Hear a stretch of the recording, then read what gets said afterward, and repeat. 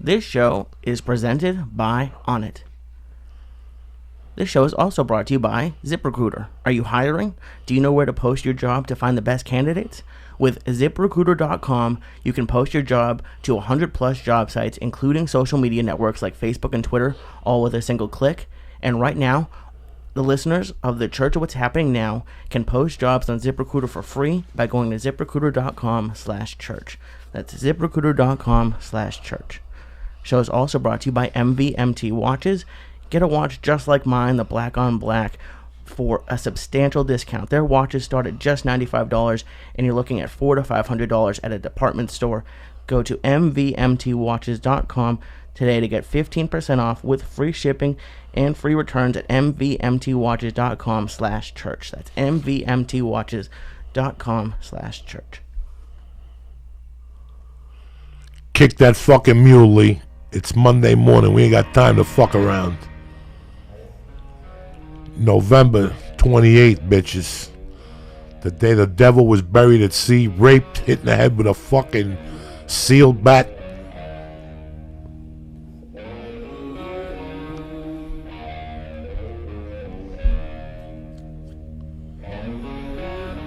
Oh my God.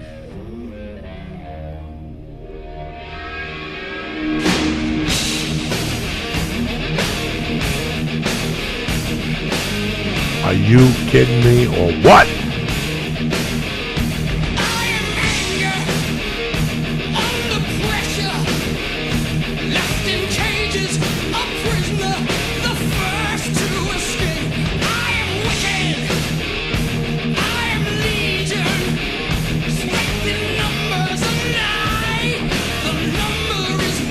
Like I said, it's time to see the devil, motherfuckers. The Church of What's Happening Now. My main man, Syatt. And my main musical fucking Goomba, Dean Delray. Yes. How are you, buddy? It's fucking Monday. After Thanksgiving, you know, everybody got that first holiday. That's it. People are fucking jello right now. Like, some people just go jello right now. Yeah. You know? All the way to New Year's Day. It becomes floating zombies. You know, for me, like, I hope that the year ends December, like, 10th or 11th. I have 2 weeks with the baby. And I do a little comedy. Then I have New Year's with Joe. Then it's the baby's birthday. And then I'm back out there again, fucking touring January 22nd, you know? Yeah.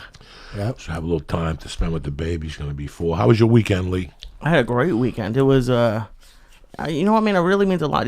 For the past few, I don't even know how many years in a row I've been invited to your house. And it means the world, and it's crazy how much things have changed in the past 4 years. But that was great. I got to go to Paula's mom's house. You ate like 9 Thanksgivings. Oh my God, I had 3 Thanksgivings. I went to you, Paula's mom, and then I made just for all the original OG church people. I made a turkey this year. I had turkey with mashed potatoes, green beans. We had the leftover mac and cheese from your Thanksgiving. How was it? Perfect. Oh, amazing. 3-day-old mac and cheese. That shit is conglomerated and shit. That's my favorite, right? Yeah, that thick mac and cheese. Oh, like, I love it. She gets it at Costco, the big noodles with the milk and the cream. And you know what? I'm too old for that shit. Yeah. But she don't burn it. Yeah. I like my shit crispy and burnt on the side. I go, Lee, she's not going to burn it. She didn't burn it, so I didn't eat it. And I said something to her. I go, you know what? You don't cook for me. She's like, I try, but, you know, not everybody likes it. So take half piece out and burn it for me. I like my fucking cheese burnt. What the fuck is wrong with people? God, I'm a mac and cheese freak, man. Like, I don't like that shit in a box. I go that because it's just growing up, you know. You know, it's just growing up, but it's at a point in my life you can't dope it up no more. Yeah. Like for a year or 2, you put ketchup on it. Yeah. Then you put hot sauce Wait, on what? it. You put ketchup on? Listen, you got to dope that shit up. When you're a kid, you got to dope up. You think you're all gourmet chef. I'd go paste picani in there, you know, like paste salsa. I'll tell you what, a fucking big kid, Marco, my buddy, my training partner at jiu-jitsu. I love this kid. He's a young kid. He brought me tamales. Yeah. And I just brought him home for granted and put him in the refrigerator. And I told my wife the next day, take those motherfuckers out. Oh, my God. He gave me a red one. You know, he gave me red ones and cheese and green chili. Oh. And the one that I came home and I doped that motherfucker up. I took some paste out. Yeah. With a little Mexican cheese blend she had in there for something else. Oh, that night we came back from Irvine. If you came out to the show, thank you very much. It was sold out. Half the room Sold out, huh? didn't know what the fuck I was saying. Wow. The other half was jumping up and down. It was the weirdest situation I've ever been at. 2 years in a row. It's like going to a gig and half the room dies. They don't know what the fuck you're talking about. Yeah.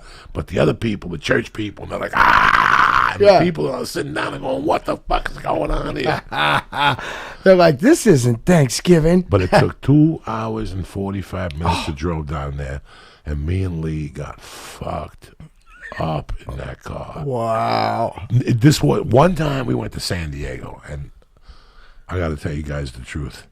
Like by Irvine, I was falling apart at the seams. I was so high, the lights were hitting my eyes. Yeah. They were fucking really sensitive. I almost told Lee we're going to turn around, but we got to pull over for an hour or two. I couldn't, and we made it to San Diego. That's the night we went to the casino. We got stuck on the mountain. Yeah, I thought you were pissed off because we stopped not to get gas by like the side of the road, and he just went out. I thought he was checking for like a flat tire. He was just looking. I guess you were just catching your breath or something. Yeah. Oh my God! I got Walk it off. Walk it off. You know that one. And I walked off, and I thought I saw like an animal, and I ran back to the car. It was one of those nights where you're seeing animals and shit. Yeah. I'm like, Jesus Christ! But this time we were sizzled. We got there, and it was like we got there to perform. Yeah. Like there was no 30 minutes of talking. We got there at 7:48 or something. Yeah. Show starts at 8. Lee went up, Steve Simone went up, I went up. Then we went in the back. We were so stoned we had to talk it out. Yeah. And then we finally left. And by the time we went to Yum Yum Donuts. Yeah. And I still got home from the edibles. I was fucking gone. And I went to jiu-jitsu that day. Wow. When I go to jiu-jitsu, I usually have milkshakes in the morning, so I only have 2 meals that day. So my body really needs that third fucking meal all the time. I try to cheat myself and go, I'm not going to eat. And some nights I do great. Yeah. Some nights I just have another protein shake or a half a protein shake. This night I went deep. Yeah. We went to Yum Yums. The donuts are coming right out of the oven. Oh. Me and Lee walked in there. It was like we were hypnotized. Like I thought about it the next morning, like what had happened. Yeah. Like me and Simone just got contact high because we lit 2 bats on the way down and one more on Which the way. is not normal for you. No. We've never done. I don't think we ever did that. No, we just said, fuck it. We're going to be in traffic. Yeah. You know, traffic is how you look at it. Yep. You know what I'm saying? Like traffic, I don't ever want to sit in traffic. But if I do, I have to change my attitude, and I got to be prepared, especially LA traffic. Totally. You know, San Diego at 2 in the afternoon, that's 6 hours. That's 4 fucking hours, man. It's crazy. It's crazy. And you sit there going, I can't believe I'm sitting in this, but I made this commitment, and I got to do this. But at least you got the CDs. Yeah. You brought 2 or 3 extra waters. Yeah. You know that. XM radio. XM radio. Oh. After Irvine, there's a fucking Dairy Queen. Yeah. And you could always pull over there and take a little piss, and it's like a little treat for you. You get a little fucking small hot fudge sundae or something to keep you alive to San Diego, you know? Yeah. When did you start driving like that though? Because when you told me I was going up, I was trying to do in the back. I wasn't texting. I was trying to like think about what I was gonna say, if I was gonna say write a joke. And I started like, no one drives like you, like at all. Like on that drive down to San Diego, first of all the windows were down the entire way. So it's like 30 degrees. Listen, if you spark a joint in a car, Oh no, not. and you get pulled over, Yeah. they're gonna smell it. Totally. Okay, if you smoke a joint with 2 windows down, believe it or not, that shit gets stuck in that back window. You ever go to your back? You ever smoke dope in your car, cigarettes? Yeah. And you look at the back of your window and it's foul. Even when I was smoking the E-pens, Yeah. I would go, oh my God, that shit sticks in the air. When I smoke reefer in the car, if I have to smoke reefer in the car, Yep. the sunroof is open and all 4 windows is open. Blowed out of that And headliner. I'm doing 70. Yeah. And it's just blowing out of there. And then I got Febreze, and I got the fucking lemon scent in the middle. You're not going to catch me. Yeah. You might say, where is it? Number 2, I don't have a lot of weed in the car. Yeah. I had 2 joints on me, 3 joints on me. You know what I'm saying? The edibles, we'll just eat them. Yeah. Yeah. That's yeah. the good thing about it. It's not like having a pound of blow. You can't do it by the time the cop gets here. Me and Lee could put away 20 fucking stars by the time the cop gets to the car. He's like, what's this? What? It's What's already what? gone. It's a spirit, dog. That's a label. You got nothing on us. The only thing they can do is give us a blood test, and we blow that up. Yeah. You eat 20 of these fucking stars. It's all gelatin. Yeah. All you're going to give that fucking thing, his needle's going to get clogged. Over at that shitty police station, the needle's going to get clogged. They have to take it to a hospital. What the fuck have you been eating? Yeah, right? Straight gummy. It was great. It's crazy. For years, I looked at Thanksgiving as just a day to get high and go to somebody's house and eat. Yeah. And like the last 10, I've really thought about what the fuck it really is. And there's always some asshole in the room that says, yeah, it's bullshit. Today's a day when white people killed Indians. Listen, just shut the fuck up. Yeah. You're missing the whole fucking point. Right away, there's got to be a movie star that's got I'm boycotting Thanksgiving because the Cherokee Nation got... Listen, whatever happened, you weren't there. All right? You weren't fucking there. Yeah. Can't you just shut the fuck up, eat the turkey, and suck somebody's dick, and move on with your goddamn life? Right away, and then they have 3 followers. She's right. Yeah. I'm going to boycott. Me and my children are going to boycott things. Just look at it for what it is. Yeah. It's a get-together. It's 2 days off. You don't need no money. There's always somebody that says, hey, man, what are you, fucking crazy? Come on over here. Yeah. Even the Laugh Factory sent food over to the store. Yeah. I didn't eat it, but it looked fucking good. The turkey looked fucking good, though. Yeah, I've been feeding the homeless for 8 years there. Are you serious? Even before your comedy career? Yeah, well, 7 years of comedy starting next December 6th is 7 years. But the year before that, Jay Davis was serving there, and he said, hey, why don't you come down with me and my mom? And that's when I was kind of like, starting to hang out into the comedy community. So the year before I started comedy, I served, I remember Waters. I was doing Waters that year. And each year I moved up. Oh, now I'm on the buns. Now I'm on the gravy, Now I'm on the stuffing. The stuffing's the hardest because your arm, after like 8 hours of scooping stuffing, your arm just becomes fucking done, You're not even thinking about it. And then you walk out of there, you go, my arm doesn't fucking work at all, It's so weird, like... When I was a kid, I never thought of volunteering. Like, I donated to the Heart Association. I did the walkathons. I did the walkathons legit for like 3 years, and the last 2 years I just robbed them. I never turned in my paperwork. Yeah, right. I just took every nickel. Yeah. It was like $80 or something. Fucking quarters. Who gives a fuck, I bought like a BMX frame. Yeah. Like. What's up, Lee? You gonna say something? No, I was gonna agree with you because like my parents always gave to charity. But I don't really remember volunteering. I'm sure we did it a couple times, but there's people who do that all like with their families. Like Paul used to do it in Skid Row. I was like, wow, like that's something I was never involved in. Yeah. I never volunteered till I moved to Boulder and got in trouble. Yeah.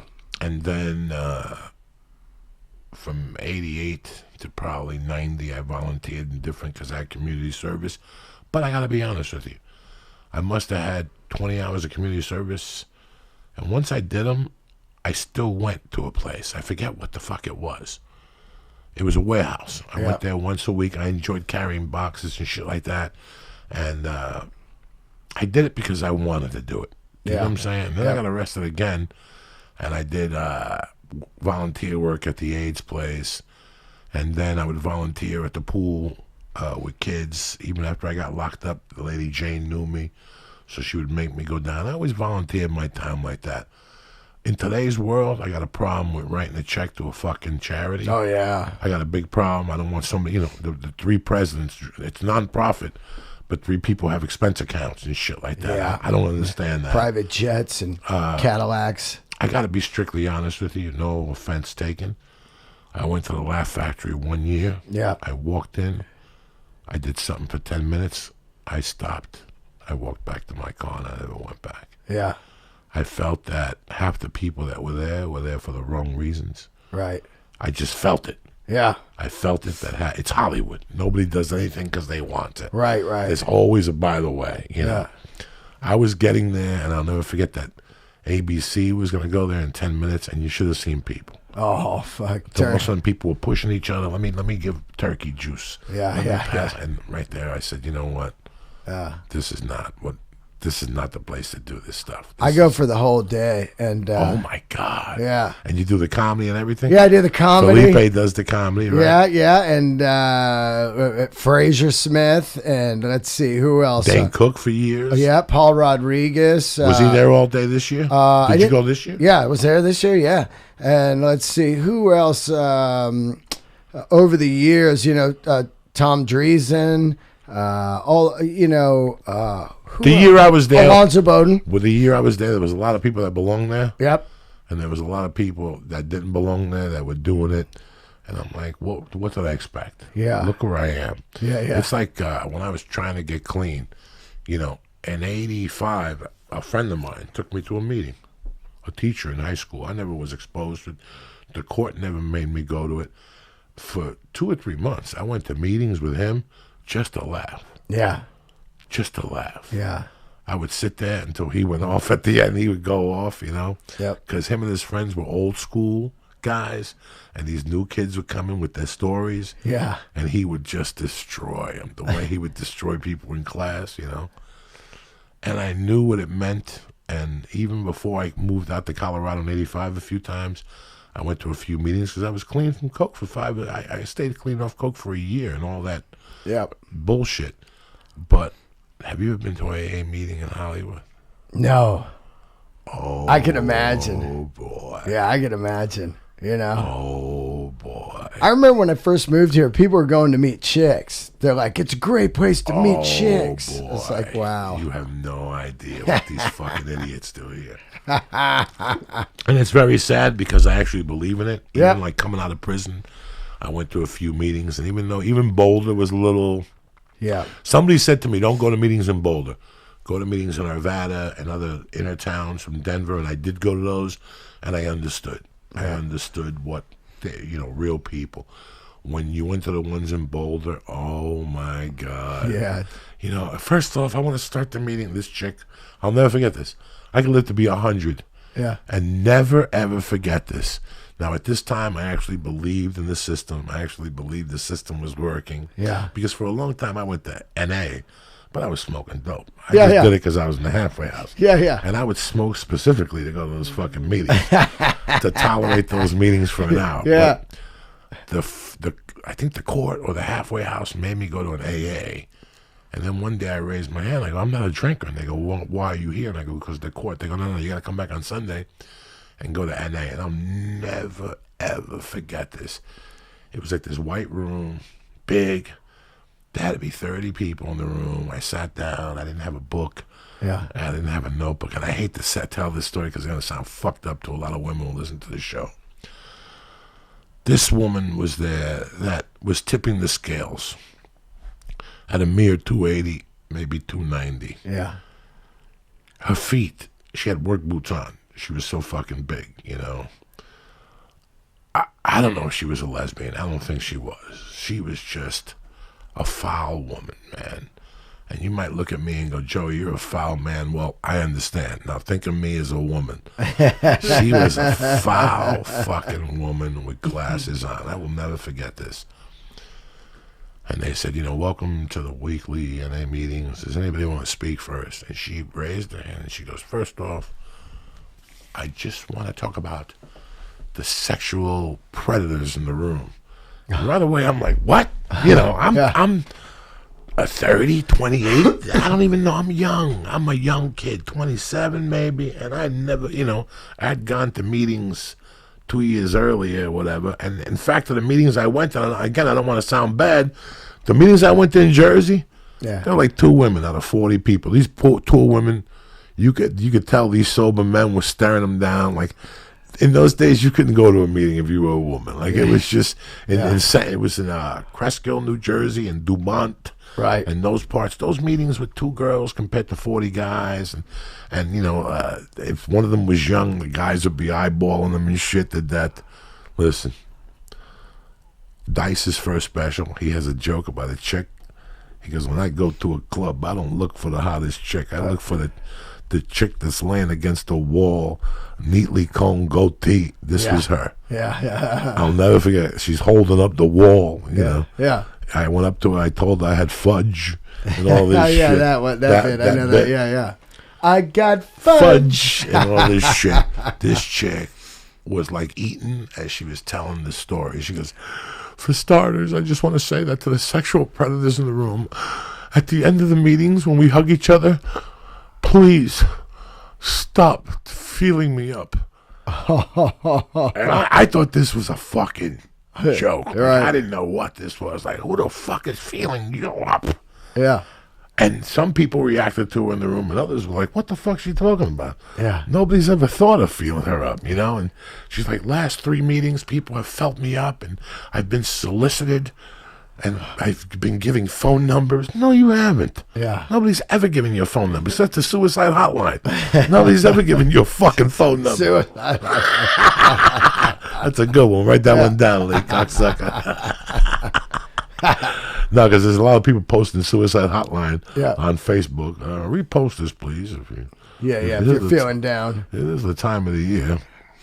It's a rough fucking time of the year for a lot of people. I'll tell you, when I go to feed the homeless at the Laugh Factory, the first year I was, there, I was handing out the waters, and it just, I'd never done anything like that. And what really fucking knocked me out, that pulled on my heartstrings, was old women that come in.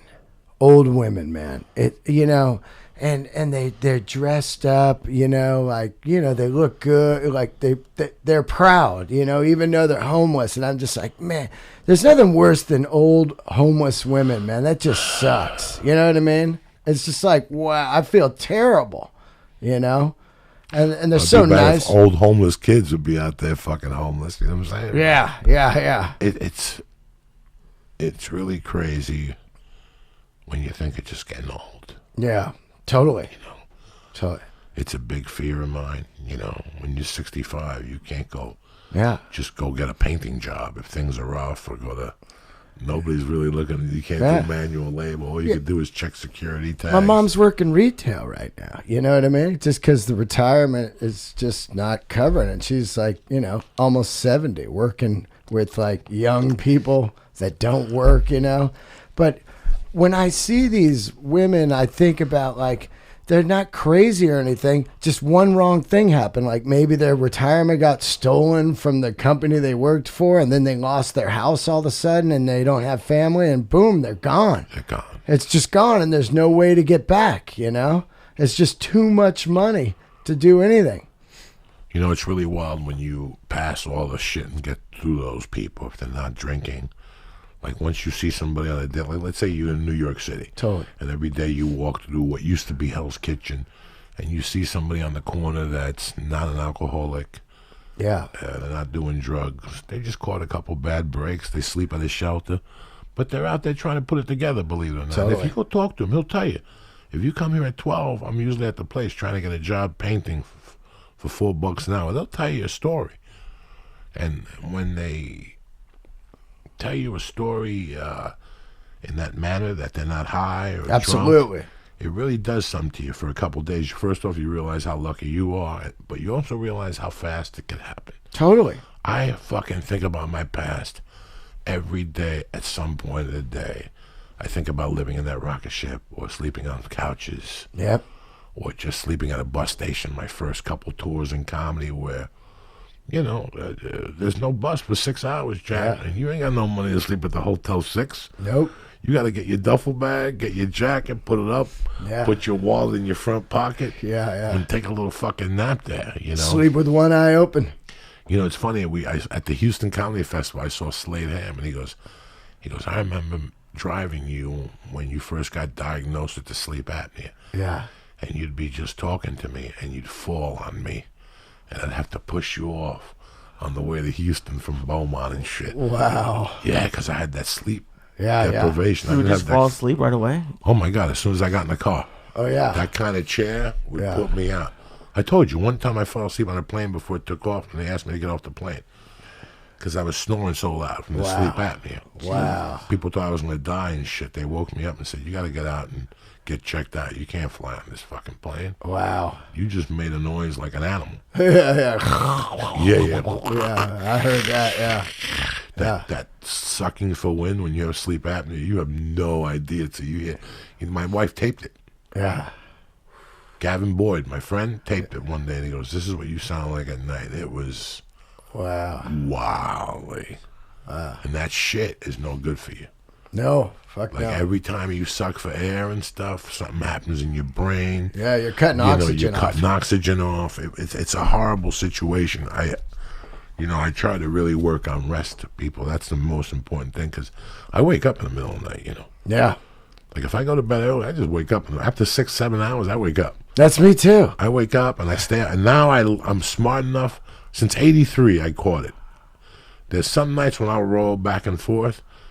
But if I can, after 30, I just get up. That's Yeah. it. This is not going to work.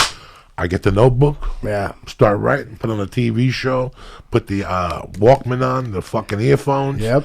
Listen, and at one point you go, fuck, I'm tired. Now you're ready. Yeah. That happens to me every day. Every day.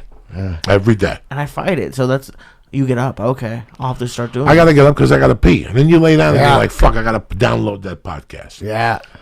If you're anybody, if you have a heartbeat, it's so weird when you wake up in the middle of the night when you're pissing or just drinking water. The first thing you think about is what's on your plate. And then you lay down and you're like, why is this lingering in my fucking mind now? God damn it. Yeah. And now you're angry. Yeah. And once you get angry, you lost the battle. Yeah. Just get up. Get up, take the sleep apnea mask off, and go to the office, open up the thing. I fucking smoke a little bit. I drink some water. I refuel the body. I take a shot of CBD oil. Yeah. Then I go outside, take 2-3 hits of the pipe. I come back in. The other day I pulled out The Art of War by, not Sun Tzu, though, The War of Art. Oh, yeah. By Stephen. I read that couple chapters 2 weeks ago. I had it. And I just started reading books in the middle of the night. No comedy, no nothing. What are you going to try to write a joke for? Books are the best. Books are the best. When you have that knockout. insomnia, books are the best sleeping pill. You take 2-3 hits off a fucking joint, you're cross-eyed, Jack. I don't give a fuck what story they tell you in medical school. If it knocks me down, it'll fucking kill you. With no sleeping pills, it'll fucking kill you. Yep. Yeah, I'm reading the Bruce Springsteen book right now. And it's, like, it takes me a long time to read books because I get going and then I just fall asleep. But it's great because as my week goes by, I go, oh, yeah, fucking, I remember what I'm reading. You know what I mean? Like, oh, that part. Where I used to try to just sit down and read the whole fucking That's what I'm into. Yeah. I like to put away 3 days, which I don't have no more. Yeah. You look at a book, and first off, I'm not a second book hand read it. Yeah. It drives me crazy. I want to read the book first, all right? Yeah, yeah. I don't want to be a fucking liar. If I want to read a Jeremy book, I'll let you know. I don't need no used book. Yeah, I'm one of those fucking animals, and when I get it, I want to read and get it over with. Yeah. So I would fucking just... front to back. This book tells you about the early days in Jersey and all that. Oh, God, yeah, from day one. The bar scene and what it was It's probably it's so incredible, man, because I've read a ton of rock stars' books, and the front part's always slow. You just want to get to the drugs, But this one really sets up who he is, growing up in Jersey, poor, and seeing the Beatles on Ed Sullivan, and then Elvis. Elvis was the one that lit him up, and growing up during the segregated neighborhoods and playing music as the Greasers against the Socias, like on Outsiders, the movie, and you really, right now I'm just in it. Like, I can feel where this guy's from, and how his songwriting is, as the way he writes a book too. It grabs you. It's really, he really lays it out, like, I get this fucking car and this girl, and you're in like, yeah, the first guitar's a piece of shit, so it's great. It's so interesting how Jersey is music-wise. Yeah. Eddie Bravo's a nut. I love Eddie. He's a fucking nut. And our music taste, very completely different. I'm just a few years older than him, but he doesn't like classic rock. Right, that's weird. He likes Kiss. Oh, yeah, Kiss. And then he references everything after 1994. So it's, I don't know, it's just really weird. So I got a call from him one night, all excited, because he watches those Netflix documentaries all fucking night long. He'll smoke weed and watch those things and take notes and then call you and give you step by step. Yeah. And he called me one day with possibly, listen, I'm embarrassed to tell the truth about this part of my life. When I was growing up, there was no indie labels. I didn't know what that was. Right. I was introduced to Leonard Skinner and Black Sabbath all around the same time, and Led Zeppelin came, even though I didn't believe in long hair and all this shit. I didn't know. And all of a sudden, we're kids of the 80s. I liked Aerosmith and Def Leppard and all this shit. And I didn't know I was supposed to do all these things as a rock guy. But one thing I fucking hated that you're going to be mad at me for, not mad at me, but if you know anything about me, it's been all my life, is when I go see a band, I want to go see a band. Yeah. Which means I don't want to fuck around with dilly-dally. So I was never a 7-day guy at the soap factory digging on bands. Yeah. I was never one of those guys. If it was a good band and I heard about it for a few years, I'd fucking bite the bullet and go down there and 9 out of 9, have a great time. Yeah. But I'm not just going to go to the Viper Room. I just don't.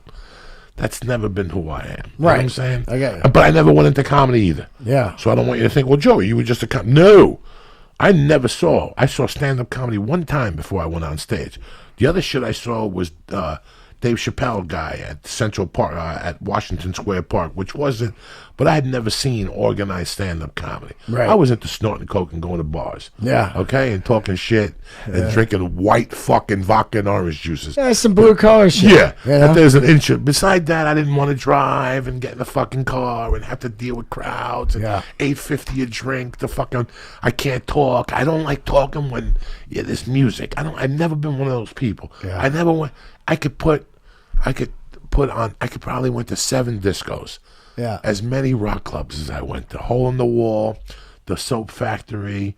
I went to one in Staten Island one time to see a band, and then the rest were in Manhattan. Yeah. Different places, venues in Manhattan. But one band I went to see, Dean Delray, that just there's a couple bands that there's bands I could tolerate. Yeah. I can't fucking stand looking at Sting. Yeah. But I had to buy those 2 Police albums, Synchronicity, Yeah. because that's who I am. I'm a fan of music. But when I hate you, I fucking hate you. If you watch the documentary that we're about to talk about, when I was growing up, I heard about these guys all the time. But I was so, at that age, if you talk to me about Springsteen, I'd look at you and go, get the fuck out of here. Yeah. The crew I ran with didn't even like Springsteen. I hated Springsteen. Hated everything couldn't about stand all it. that shit. I was born in the USA. I was like, this is horrible. And I like 10th Avenue Freeze Out. Yeah. The whole time I am a Born to Run, that album. Of course. I couldn't stand it, until 96. The River is good. Yeah. The River's good. Got a couple good songs. I'm all about Darkness.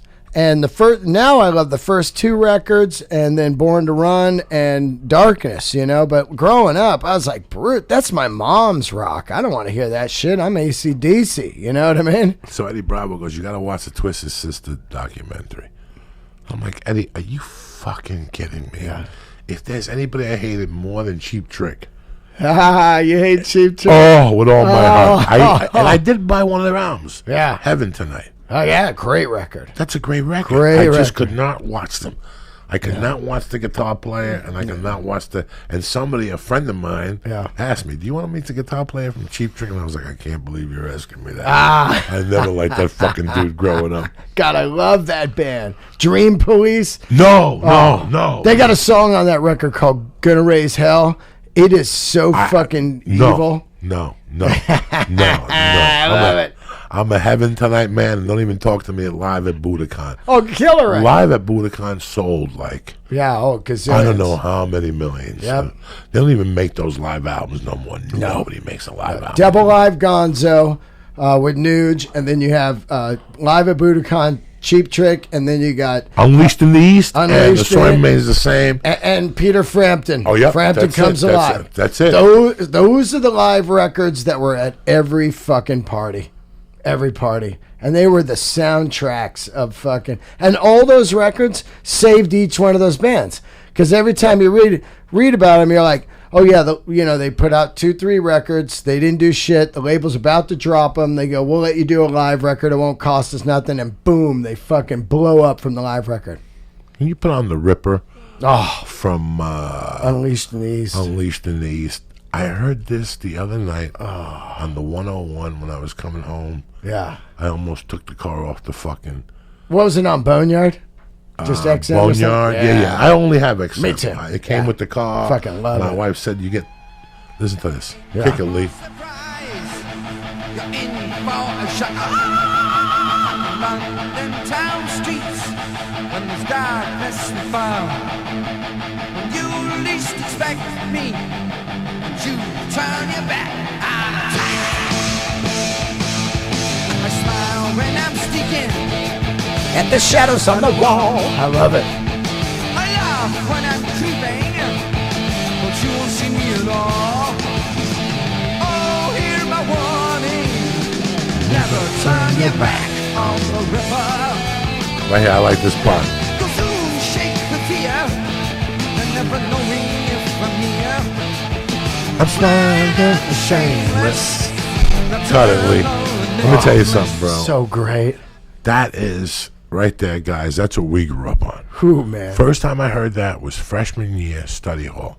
Yeah. Steve Runny, who ended up moving in with his family 2 years later, said, "Have you ever heard that?" And the next day he brought that cassette in. Oh, man. And I heard that. There's like 2 or 3. The Sinner. The Sinner. The Sinner is is tremendous. And then Victim Diamonds of and Changes. Rust. Diamonds and Rust into fucking Victim of Changes. Oh. And listen, at that age, I knew there was something wrong with the singer. I knew he'd either pitch two ways. Yeah. I knew there had to be a by the way. I grew up in San Fran. But That's the what music the guys was lived so at. great. Yeah, the music was so great. It didn't fucking bother me at all. I didn't care at all. But back to Twisted Sister, guys. Yeah. I hated makeup. I hated everything they stood for.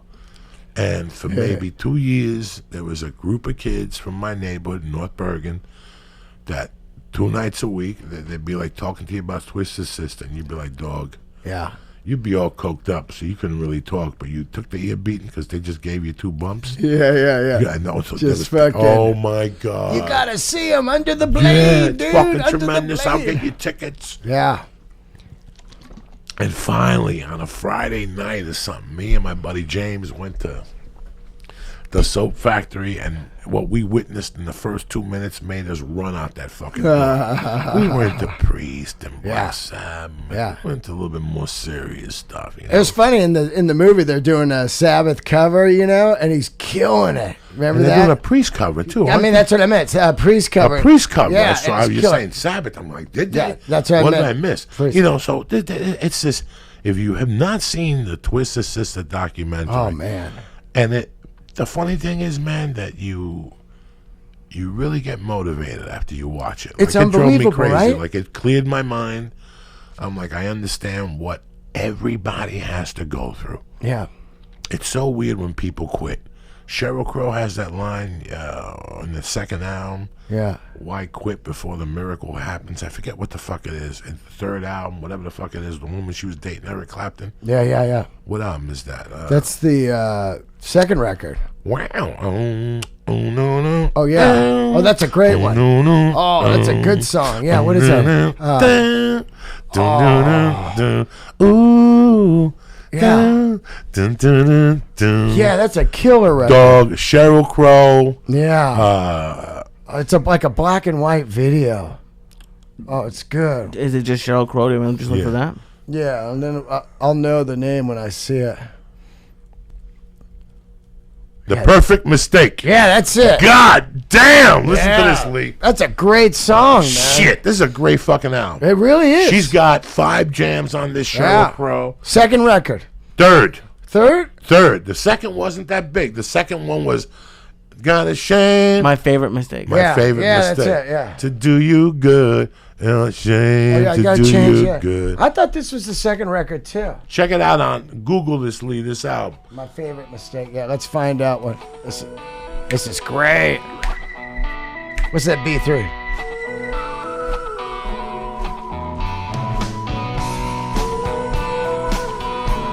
That's my boy on drums, Jim Bogus.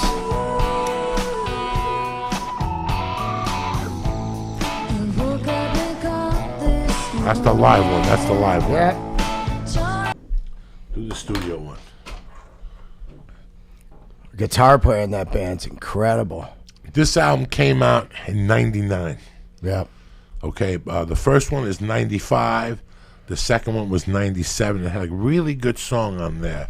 What's the one in '97? There's a really good song on there. If it makes you happy. Oh yeah. Let me look it Can't be up. that bad. It's good shit, man. Hold on. No, Sheryl Crow put out 3-4 good albums. For real. Even the first one's a Fugazi. Yeah. Oh yeah. The first one's a Fugazi, guys. For you people who don't know at home, I don't know the exact story, but the one guy from the band that committed suicide. Yeah, the guitar player. The guitar player, and then they threw her out of the fucking wake or the funeral. Okay, because here she we went go. on Letterman and said something that she had written the album. You find it, Liam? I was looking for the discography, but I found this. I like. Okay, so here you go. The first record is 96. Or sorry, 93. Wow. All I want to do is have some fun. Yeah. That came out in 93. 93. Wow, and it didn't blow up till 95. Yeah, and then the second record is 96. And, that has on there, If It Makes You Happy. Yeah, that's what I Yep, told you. yep. That's a big one there. Yep. Then this came out. Yeah. And this was, she went back to her action. A dirtier. Yeah, let's see. I love this song, actually. Oh, she had that song, Steve McQueen. Remember that one? That's later. Yeah, that's 2002. This was when she went back to her roots. Yeah. Oh, this record had the Kid Rock one, Picture. I got a picture They of you. redid it later. That's a They great redid it song. later.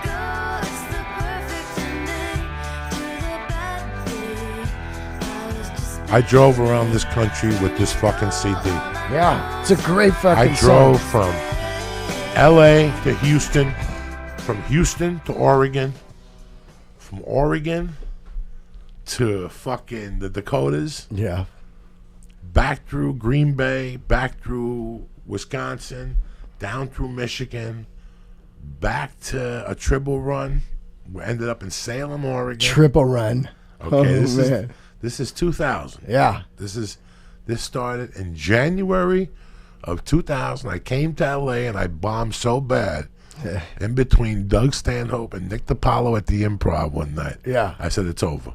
Yeah. I'm disappearing till this works. This has to work. I gotta go get good. I'm a regular at 2 of the 3, so I'm on the right track. Right. But something's not working. This was horrendous what I had done. Yeah. Whether I was sticker shock or shocked at where I was, that's one thing. But these jokes were just not cutting it anymore. And I said, I really need to realign my act. Not that I did anything. All I did was go around the country now and do blow. Right. That's all I did. I went from city to city doing blow. But Yeah. I went on this Tribble, Roger Paul, which is basically garbage. Yeah.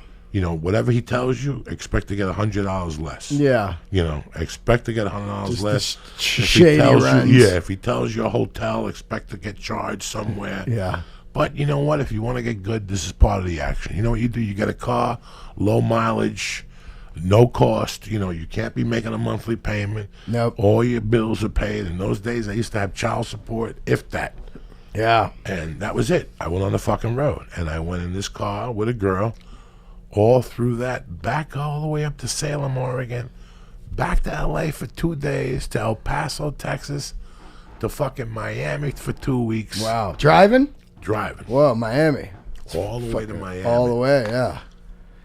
That's what I'm doing right now, dude. I'm just hitting New York and fucking, and going for it. 5 shows a night, just like figuring it out. You know, man, I do not have the energy I had 10 years ago. Right. When I go out to do comedy and I do well, I get emotional, and then that means I gotta come home and what goes up must come down. Yeah. And some nights it takes fucking 3 hours, some nights it takes an hour. If I train that day, Yeah. maybe, something goes a little awry or something, but it's so weird. I couldn't do 7 nights a week. I was Yeah. doing 7 nights a week, 3 sets of nights and times, starting in the Mexican hoods. Yeah. With Yeah. Jeff Garcia, Felipe, Willie Barcena, Edwin San Juan in those days, George Perez. My night started there. Yeah. My night always started on the 10. I ain't complaining, Lee. I get there nice and stoned, get some Mexican food, go up on stage, get some more Mexican food. Yeah. Come back, and then you're not at the Comedy Store. You had a 12:15 spot, which meant 2. Yep. Which Totally. means I'll be walking to Pink Dot with my man fucking Dean Delray at 2 for a sandwich. You Yeah. call it a 2 for a sandwich. I'm always walking you know, up there. the next thing you know, you're up, you're down, you don't go home, you don't fall asleep till 4:30, and you have an audition the next day or whatever. You're walking around wounded. I did that already. Yeah, I hear you. My skin color turned fucking green. Yeah. You know, it was interesting to see Twisted Sister's schedule. Like, I knew all those places. I had heard the ads and their rise. How they, guys, if you get a minute, you know, Lee and I always talk about something. We talk about big major marketing, and we talk about good old American marketing. Yeah. You have to see what these guys did. It's crazy. They were genius. What they did to stick out, how they turned it into a business. When the guy came in and said, I went into one of their green rooms on that. I never saw that much money on a fucking table. Yeah, he's getting ready to sign him. He's like, Yeah. I don't think I can afford this I band. can't afford this band. And then the band showed their cards. They go, hey, you going to sign us? We're cheap. And he's like, oh, I got him. 10,000 a night they were making. Unbelievable. You know, and a door just in bars in Long Island, Jersey, selling 3,000 tickets. It's insane. They're doing civic centers with no record deal and shit. And, you know, that band Zebra, remember, Tell Me What You Want. They're opening for them with a record deal. They're the openers, you know. What was really crazy, and I say it over and over and over on my podcast, is if you can figure out, and like there's comics that do like Madison Square Garden and stuff, you know, there's something in a band or a comic that somehow catches fire. You know what I mean? Because it's like these guys are doing 3,000 seats with no record and no song on the radio. You know? Later they pull the scam where they're doing the commercials with their own song. Brilliant. This is what I'm saying. Yeah. For you people that are in a band, if you're involved in a band, you're young, you want to see marketing without fucking Twitter and yeah. Facebook. Yeah. How I told Lee about Aerosmith. Yep. You know, in 75, nobody knew. They were on tour. I'm sorry, Aerosmith was a national band, but all the periodicals that were coming out, Cream and stuff, Yep. we're talking about their drug problem and drug abuses, and then they might not get back together. I still remember being a kid going, they're not going to get back together. That's amazing after Seasons of Wither. And then something else came out. Yeah, the Night in the Ruts. And No. This is Rocks. Oh, rock. Oh, I'm talking about before Rocks. The Yeah. rumor was heavy duty that they were done. Yeah. And all of a sudden, out of nowhere, they Dream have a On. new album. Oh, yeah. They have a new album. No, it was Dream On. The first record. The second album. Yeah. Then I think it's Toys in the Attic, and then Rocks, if I'm not wrong. You can look it up in your discography there. I don't know if I'm right or wrong, but before Rocks, it had to be 75, 76. I wasn't getting high then. I Yeah. think I was just starting to smoke pot, and a friend of mine turned me on to Get Your Wings, Killer. which is a very fucking good album with a live track. Yep. And they mixed it in with a studio, which was brilliant, right? Rocks was their fourth album, Lee? Yes, sir. Yeah, so it's after Toys in the Attic, the rumor was they were done. Right. Done. I remember being a kid, young, not old enough to give a fuck. It wasn't like my world. I was into basketball and trying to suck a tit. Yeah, You know what yeah. I'm saying? I was at that age. Yeah. But I remember the older kids, the Keltoses, and people who listened to that music were saying Aerosmith's done. They're history. Led Zeppelin, fucking, they're the kings. It's over. Yeah. And all of a sudden, bam, they come out with Rocks. And it's not just an album. Yeah. It's a fucking masterpiece, you know. And then years later in the book, they revealed that they were just doing heroin and tape and whatever. It's the just fuck. crazy, right? Just at the lowest. Now, when you were out there, do you remember the Twisted Sister era? Well, here's the thing, man. Like, Twisted Sister was, and they even say it in the movie, they were straight East Coast, didn't even know who they were. No, okay. And I remember the first time I went to the East Coast, I went to New York, and we went out to Brooklyn to see some bands. We had a night off. And it's just like they said in the movie, the East Coast were playing covers. West Coast bands didn't play covers. They only played originals to get a record deal. Where the East Coast, they were playing as jobs.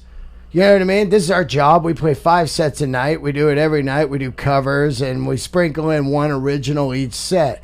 So when we went to go see a band on the East Coast, we're like, this place is packed, but they're just playing like Def Leppard, you know? Like, they're playing Judas Priest and Def Leppard. We're like, what's going on? When I was growing up, Yeah. that's who I went to see. Yeah. And I'm happy you brought that up because I don't want people to think. I went to see a band called Sticky Fingers. Yeah. The guy looked like Mick Jagger as much as I looked like Mick Jagger. Yeah, okay? yeah. You know what I'm saying? Yeah. It was one of those. I had a friend that his name was Vinnie Lynch. Yeah. This guy really looked like Mick Jagger. God rest his soul. Good dude. We all got buddies like that, right? The Jagger with the big lips and big everything. lips, the face. He was just bigger. He was in the Navy. And they got mad chicks. Yeah, this guy, Vinnie Lynch, was a bad motherfucker. Like I said, he already died 2-3 years ago. But he took me to see the Some Girls tour. Yeah. He just laid it on me. You want to come take the ride with Philly if your mom lets you? Yeah. There's room in my car. 78, man. I was like, what the fuck are you talking about? He drove me down. Then one of his buddies, I'm still friends with on Facebook, asked me if I want to do Window Pane Acid. Yeah. Foreigner was on stage. Oh. It was just crazy, but what the fuck are we talking about? We're just talking about cover bands. He took me to see Sticky Fingers. I went to see Sticky Fingers, and then there was somebody else that was doing the Doors. Yeah. And they were just god awful. Yeah. They were just an insult to me. You know, at that time, I liked L.A. Women, and I liked the whatever Roadhouse album, Blues? whatever album that's on. Oh, whatever yeah, album yeah. that's on. And I liked American Prayer. Yeah, that's a great one, right? The live one with the poetry Yeah, in it and all that's that cool. shit. It's a cool album for the time and stuff, which I can't find. Yeah. I love to find it and just do I'll a get it review for you. on it. Yeah. You know what? You see it on the Oh, road? yeah, I'll get it for you. Okay, I haven't seen it on the road. It's got to be $30. Yeah, it's killer, though. It's got the notes inside, Oh, the it's whole great. fucking paintings and the whole fucking thing. You're like, what the fuck was Jim Morrison I on? love that one. It's like Indians on the Highway or Yes, whatever. It's a yeah. boom, boom, boom, boom, boom, boom, boom, boom, and then it comes in Indians on the Highway. You know, it's like so cool. It's got a vibe. They played it on that movie, the Doors movie. It's a great one. You know, it was those guys, and I felt it was a fucking insult. Yeah. At that age, I had seen, you know, I was going into the city more to see bands. I was going to the Garden and Palladium. I went to CBGB's maybe twice. I can't lie to nobody, maybe once. I don't know. Yeah. I went to Hole in the Wall, which was in some part of New Jersey. I saw Bon Jovi there. Wow. You know, a year after, like, Bon Jovi blew up, what, Slippery When Wet? Yep. No. Runaway. Yeah. Runaway. She's a little Runaway. runaway. This is 1,000 Fahrenheit or So something. if you tell me what year, I could tell you when I saw Bon Jovi. Yeah. Did I know they were going to be stars? No, I had no idea. I was so... In those days, I'd go to a band, and after 8 minutes, all I'd be thinking about was a Coke rock in my pocket and how I was going to go back to my home bar, Joe and Mary's. Yeah. Because God forbid we went away from our home bar. I was always the opposite. I was, gotta get front row. I need to get a pick. Okay, I was one of those Yeah, guys. I gotta get a I was pick. one of those guys too, but I'd be up there like at the a pick. big shows, at Yeah, the garden big show. shows, Yeah. the Palladium Yeah. shows. When I saw AC/DC, Pick. I got something. Yeah. But when I go to those small shows, I didn't want to get trapped in there Yeah. because I had trapped somebody once at an Aerosmith show. Yeah. He was on heroin. I kept burning him with cigarettes and shit. I kept putting. There was a chick in front of him with a halter top. Yeah. And he kept falling asleep with a cigarette. And every time he'd fall asleep, I'd push him into the chick, and he'd burn her back. Hilarious. That's like me. I saw Devo once. I got so stoned, I ate the guy next to me's nachos. He's you? like, dude, what are you doing? I was like, come on, man. I just started eating on his nachos. I was loaded, man. He was mad. Because he had him sitting on the armrest. I just started eating his nachos. He was pissed. Yeah, I'd seen a lot. And I had gone to a bunch of big shows, and some of them were just bad. I didn't like the sound. Yeah. Like, I got to tell you something. I went to one arena show. I went to see Ted Nugent with Aerosmith, and it was just, that wasn't for me. I was too much of a fag then. I wanted it to sound just like it did in the studio. Yeah. And if it didn't, you're a shitty fucking band. To me, I didn't even notice. I knew back then it was so fucking loud, and the energy from the bands was so insane that I didn't even hear what was going on. It was like when I went skydiving once. You jump out, it's like an overload. Zzz. That's what concerts were like to me when I was a kid. Just like, holy shit, there they were. Because there's no internet or anything. I'd be looking at their clothes, their amps, their guitars, and I was like, oh fuck, they're there. And then next thing you know, the 2 hours is gone. I'm on the way home going like, wow. I don't even remember the sounds of them. I remember like fire. They would have fire, or they'd be fucking smoke, whatever. Percussive bobs, those ones. That shit that hit your chest, and you go, oh, fuck. What was funny, Rudy was here the other day, and we were talking about we spoke about the first tour. They did, regular Blizzard of Awesome. Oz. Yep. And then Randy died, and they came back that October of '82 to Meadowlands. Yeah, with Brad Gillis. Check that. See if Ozzy Osbourne. Meadowlands. No, just check '82 tour. Yeah. And see if October, if they were. Is it Ozzy or Black Sabbath? No, Ozzy Osbourne. Ozzy Osbourne. Brad Gillis, if you put that, or Meadowlands. No, just put Ozzy Osbourne '82 tour. Yeah. Diary of a Madman or something? Yeah, take a. That's '83, I think. Oh, there you go. Wicked. But that was the tour he died on. Oh no, 81 to 80 to 82 or. Yeah. He died April of '82.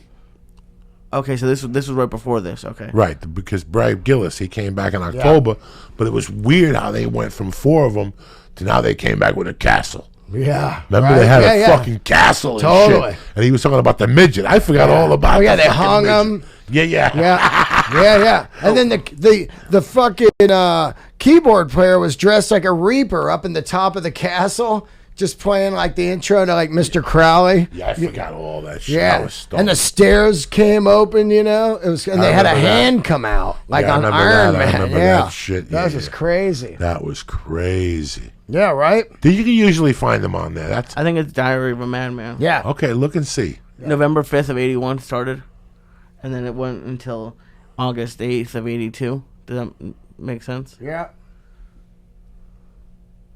Check out they got the tour dates. There it is. Yes, okay. So Meadowlands. Did I see him at the Meadowlands? Yes, I did see him at the Meadowlands. I saw him at Oakland Coliseum on that tour. But I saw him at the Palladium first. Yeah, early. And then I saw him early. And then now it's a Friday night. Ooh. Okay. What's up? Okay. It got canceled. It got rescheduled. Well, that's because Randy died, and then they probably came back with Brad Gillis. And on May 23rd of 82. That's when he came back? That was the rescheduled tour date, yeah. Yeah. So they postpone dates when he's after he dies, and then they get Brad, and they go back out and they do that tour with him. Then they do that Speak of the Devil Sabbath cover record. I was gone by that. Yeah, with Brad. By that time, I'm in Aspen, Colorado, robbing fucking condos. I was not into music. I remember buying it and going, "Oh Jesus Christ!" And they showed it on MTV. Yeah, I was done. I was done by that time. By that time, I had enough of that whole thing. I had a great time. I had seen some great bands, and then I moved to Aspen. And on Friday nights, they would have bands at the. I couldn't deal with that. The hippie jams. Like no, just like at the hotel. Like people go, "What are you doing tonight?" Nothing. There's going to be a tremendous band, man. Oh, yeah. Playing at 9 o'clock. Come on over. We'll have some beers. And you go up there, and it'd be packed. And the band would be playing like Freebird. Oh, yeah. And deep down inside, listen, you want to play fucking Yellow Submarine. You want to play fucking Cheap Trick. Don't do Leonard Skinner. Not here. You know what I'm saying? Do me and do yourself the respect. And I would get so aggravated. That's how uptight I was about music. Yeah. I didn't like covers. I didn't either. I didn't, and that's why I'm sorry. That's what happened. And they explained it during Twisted Sister. Totally. That they had a bunch of cover bands, and now here's this Twisted Sister. And I can't remember names, but who it was, but a couple of my associates that I knew from different parks were in that Twisted Sister thing. The thing that got me the most about Twisted Sister is the one time they signed, on the way back, the guy dies in a heart attack. I couldn't believe it. You can't believe it. Everything's fucking... Everything. Everything the one goes time wrong. they're gonna, every label's gonna come. The guy gets He gets a brain aneurysm. a brain aneurysm. It makes you want to quit. And the guitar player who told the story, He's amazing. Yeah, JJ French. JJ French. I really got to tell you guys, while he was telling you the story, you could see the pain of all those years in his eyes. It really blew me away. It reminded me of doing this. Yeah, it's the same thing. thing. Doing this. The disappointment in the beginning, knowing that you might have to get a day job. And people are going to ask you, hey, man, what if happened with you being the funny guy? And now at that restaurant, you're the ex-comedian and shit. Totally. Like, that scared the living fuck out of me. Yeah. The failure part of this scared the living fuck out of me. Even when I started just doing regular movies and doing comedy, at least I was working. I wasn't a somebody. I didn't give a fuck about that. Yeah. But that's what I was saying. I was doing something with my life. That's what I said. I said, I've already made it. People are like, man, don't you want a special and don't you want to get huge? It's like, dude, I'm 50. I've already being here. Getting spots at the store. I'm in the game. I'm doing the store. Today is my 4-year anniversary of being passed as a paid regular. And as I watched that fucking documentary this morning, I just realized, I got to keep working my ass off. You know what I mean? Because I've already made it and I want to keep doing this. You know, I want to get great. And Gatekeepers, as you watch that documentary, you realize these gatekeepers, like the head guy of Atlantic, he's like, if anybody talks about Twisted Sister, they're fired. They're fired. And you're going like, well, wait a minute. They're selling out 3,000 seaters. This is just personal with you. And I feel that kind of stuff all the time in the business, you know, like, oh, he's old. Nobody's going to want to watch that. And it's like, well, wait a minute. He's out headlining. Yeah, well, he's this and that. And they go, well, wait a minute. His podcast is in the top 200. Yeah, but, you know, and after a while, they won't admit they're wrong. These gatekeepers, man. I was watching that. Weren't you watching that going like, this fucking guy? Listen, here's the beauty of this stuff. That I've been here. You mentioned your 4th anniversary. Yeah. And I went down to the store Thanksgiving night. Yeah. I did that for a reason. You know? All my shit, my brother told me once, hey, you do everything calculated. I went down to the store because I wanted to remind myself how lucky I was. Totally. Who the fuck am I, dog? I'd be out robbing fucking grocery stores right now in the Bronx. Yeah. You know, who the fuck are you? You want me to lie to you and tell you? Yeah. Dog, I stuck with something for 20 years. Yeah. February, if God wants, I'm still here. 20 fucking years I've been a regular. Showcased in front of Mitzi Shore. Never had none. Nothing ever happened to me from the day they released me from that fucking halfway house to 98, 90, whenever the fuck she made me, 97. Nothing happened in my life. It was 7 years of one smack to the face to the other. From going to jail, to getting evicted, to being on the top of the list and them giving you 3 minutes and walking away from you. Yeah. And you know what? Between you and I, you look at Dane Cook, you look at Ralphie May, you look at Sebastian, you look at, I can name 10 guys that have been around longer than me and they're on their 4th or 5th special. Yeah. That never bothered me. Yeah. Because deep down inside, I was just lucky to be in the fucking game. It's exactly what I say I every was day. just lucky to be in the game. And from time to time, you get a movie. You know what? I don't want nobody to know who I am. Yeah. I never wanted it. Every morning I woke up. I just want to work. Yeah, every morning I woke up and I knew who the fuck I was. Yeah. And what my expectations were. Every time I talk to somebody, I go, listen, I'm never going to bother you about being on Letterman. Yeah. Or Leno, or get me on whatever, or if you don't get me on HBO, you're fired. Yeah. I know my limitations. I just want to work. I want a little movie from time to time. Yep. I want level 1 insurance. Yeah, exactly. Okay, exactly. Level 1 insurance don't mean shit to you at home. Yeah. It means the world to me, okay? God, me too. I go to acupuncture. I could go to a chiropractor once every 8 weeks. Yeah. It comes with perks, bitches, okay? Yeah. And that's what I never wanted. I'm very fortunate. My special's coming out December 8th. Is it good? Is it bad? I have no fucking idea. Yeah. I wish I could tell you. What I do know is I put my heart into it. For me, it's a milestone. It's 25 years. I was in a fucking hole before that. Totally. And here we are. I go up there and I see fucking Mark Maron. I see fucking Eliza.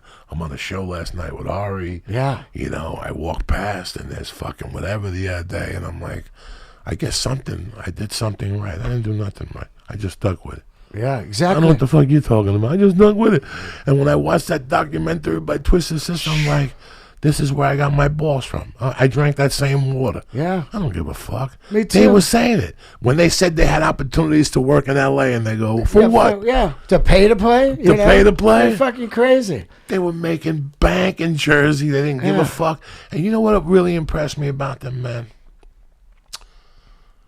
Lately, I've been getting a lot of anxiety before I go on stage. You know? Really?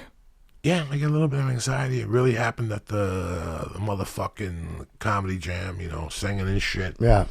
And it's so funny how one thing I will tell you about Twisted Sister. They pay to play. They play to fucking die.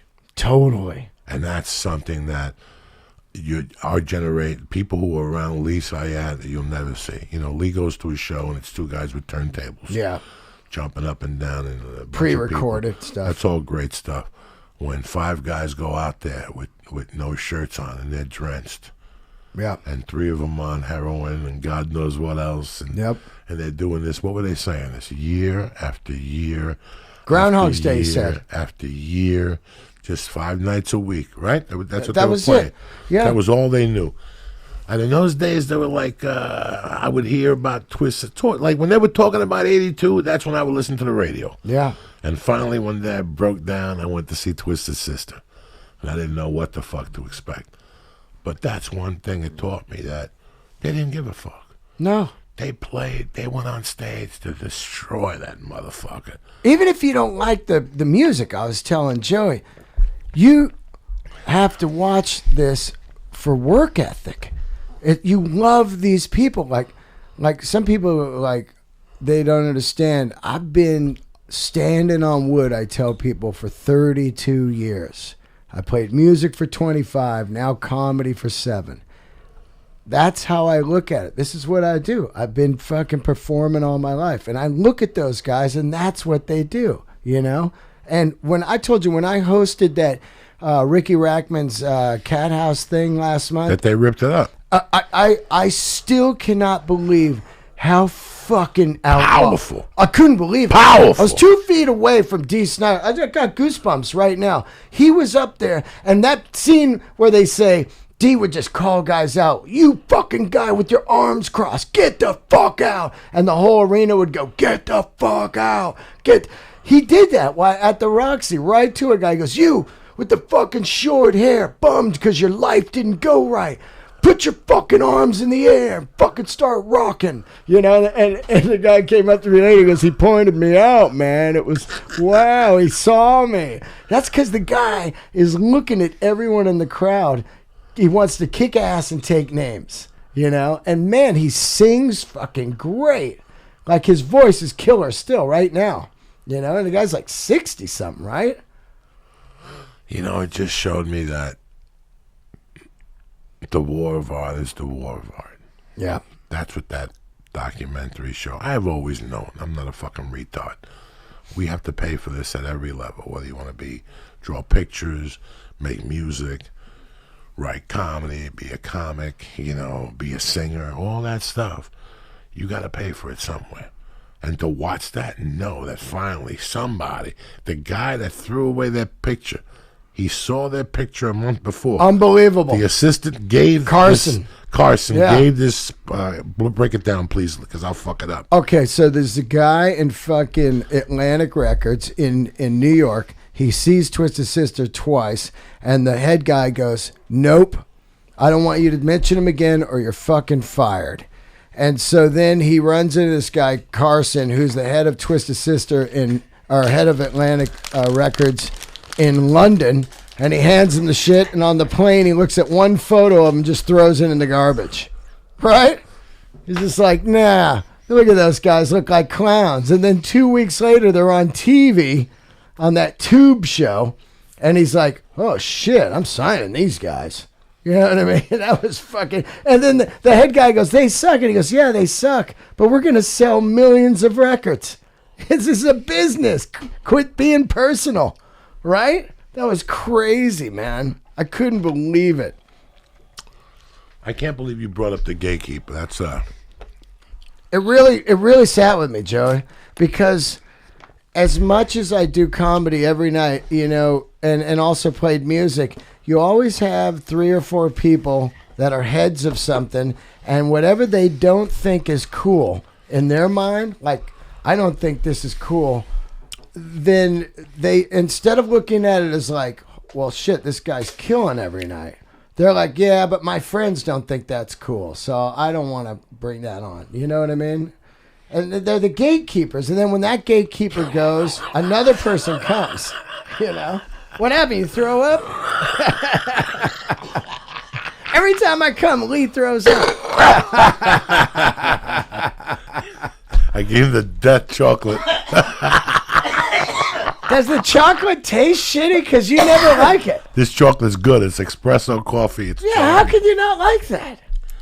First of all, this chocolate actually does taste pretty good. Second of all, it also has about 8,000 milligrams of THC in it. Yeah, I know, but does that taste like something? Yeah, like marijuana leaves. Oh my goodness. Man. It's just, listen. Let Yep. me tell you something, brother. Yep. Let me tell you what I'm living through. First of all, I'm talking- I look at you full inspiration. I talk to people now Yeah. that 10 years ago used to ask Joe Rogan, why would they bring me and Ari on the road with them? Yeah. It's crazy. Yeah. It's crazy. Joe would get calls a month before he'd go to a comedy club, and they'd say, do you have to bring Diaz with you? Yeah. And he would tell me on the way, dog, these people don't want you there. I'm bringing you anyway. Yeah. You know, the only place that begged them on their hands and knees Yeah. is the Comedy Magic Club. They're like, what if we give you like 10 grand just to leave Diaz at home? Wow. People ran out last time. Yeah. The Yeah. last time I was there, people were just stiff. Those people are scared. Oh, my God. They're scared. They're living in bubbles of money Listen, down I there. bomb all the time, Yeah. bro. When I'm around people that are not church people, I Yeah. just bomb. I just bomb, and I love it. Oh, and I keep going. Yeah. I keep going at the 4-minute mark. Yeah. If I know they're not digging it, you know me, dog. I got to push it. At least I got to get entertained out of the deal. Totally. You know, so it's really interesting that I'm talking to people now today that the other day on Thanksgiving, I called the guy that 10 years ago, he called my hotel room to see if I could get him free tickets to the UFC from Joe Rogan. I just hung up on him. Because I was, I knew they didn't like me. Yeah. So why are you talking to me? Yeah. You know what I'm saying? I know when you like me. Why are you talking to me? Yeah. I'm one of those people that I cut that out with people in LA quickly. Yeah. A couple of years ago at a commercial audition, this dude came up and was like, hey, man, bro, you're one of my favorite comedians. Like, that's funny because you have a tour in a room in Venice you never put me in. Yeah. Right? If I'm so funny, you'd have me there. And he was like, Yeah. yeah. Listen, go away. All right, what are you lying to me for? It's never, listen, I've been around for too long to let this affect me. Yeah. Like if I was the old Joey Diaz 20 years ago, I'd tell all these people to suck my dick. Yeah. Which means I wouldn't work today. Yep. I'd work in 4 clubs. Yeah. There was only like 5 comedy club owners that really like booked me and tried to headline me and said, get one more credit. Everybody else always said, they didn't like the drug angle or whatever. So it's like the funniest thing I've seen lately is all the people that they have on camera going to Trump's tower to try to get a job now. Yeah. Man, it seems funny to you guys. You both giggle. It's very embarrassing to a guy like me. Yeah. It's very embarrassing to a guy like me. And I went to this place earlier, and I bumped into this guy, and I met this guy a couple times. He's a big-time MMA guy. And the guy pulled me over to say how mad Ronda Rousey was at Joe Rogan. Oh, yeah? Yeah. Not only Joe Rogan, anybody who, in that time period that she got knocked out, anybody who said anything in the negative air, like she's just furious. Wow. And she has a long list, and she was very angry, and if I don't, it doesn't pertain to me. I really don't give a fuck. You Right. know, But I've had that type of anger. It knows, and it doesn't get you nowhere. I don't even know what the fuck we're talking about. I remember Burr told me specifically a couple years ago, and it saved me big time. He said, we're in the green room, and I was like, yeah, man, this fucking and that fucking. And he goes, hey, man, I know you. You're going to get there. You got fucking mad drive, and you're funny. You're going to get there. And when you do, don't fucking tell those people to fuck off that close the doors on you. Yeah, no. And he told me right away. He goes, because it's not personal. It's just business. It's a business. That's it. This is a fucking business. When he told me that, man, I took it in and I never forgot it, man. I get it. Once they can get something from you, you're in. Do you think what's going on right now I could have handled 15 years ago? This would have been done. Right. This podcast with Lee, I would have treated... Lee would have been here waiting for me 10 days already. Yeah. There would have been times I would have told Lee 6 a.m. Lee wouldn't have heard from me for days. Yeah. It'd be embarrassing. This would have not worked. None of this would have worked if I was doing drugs. Yep. It's been a lot of work, and Doug, there was a ton of naysayers in the beginning, and I'm just happy that the podcast is still afloat. I don't care about number 1 and number 2. That's never concerned me. Me either. That'll drive you crazy. That type of stuff will drive you crazy. All you could do is go out there and do the best job that you could do, I learned a lot from that Twisted Sister documentary. I did too, man. It recharged me. I watched, the first half was it took a while to pick up for Uncle Joey. Yep. And then once it did pick up, it was like, oh, fuck, this is me. It's all about work ethic. That whole fucking movie is about work ethic. Because over and over and over, they keep getting dealt the shit cards. And I'll tell you what, that's not work ethic. It's not work ethic. It's called a strong American back. Yeah. A strong American back. You know what? I think after the guy would have had a heart attack on the plane, I would have quit. Yeah. I would have quit the band. I don't know if I would have quit playing music. Don't get me wrong. Right.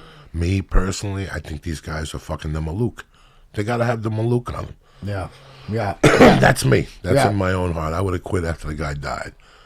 But D. Snider is very intelligent. Oh, God. Listen, any band that's successful has one guy that's business savvy, from Mick Jagger Totally. to, I don't know who it was in Led Zeppelin. Well, they had Peter Grant, the best manager on the planet. That was what it was about. You dream to have a manager like that guy. He invented that thing where before, when you'd come over to tour, the venue got 90% and the band got 10. And then when Zeppelin came over, he goes, no, the band gets 90, you get 10. And they go, no. And he goes, cool. And then they realize, I'd rather have 10% of Zeppelin than nothing. And they changed the whole fucking game. And they had to pay up front. Had to pay up They front. had to pay the tickets up front, the full cost on the tickets, or they would not play the venue. It was So excellent manager. Excellent manager, but another band that had personal tragedies. Carrick, his son died. Robert Plant lost his son. Totally. Somebody else died. Oh, Bonzo dies. But that was the end of the band. Yeah. But in those 9 albums, you look at all the adversity, that you have to put up with. Car crash in 75. Yeah. There was a car crash. There was a son that died. There was a couple fucking issues that came up, man. Yep. And they put out some of the best music they ever put out after that. Like nothing fucking happened. It took a couple years. Yeah. Presence. It took a couple years. Presence. Yeah.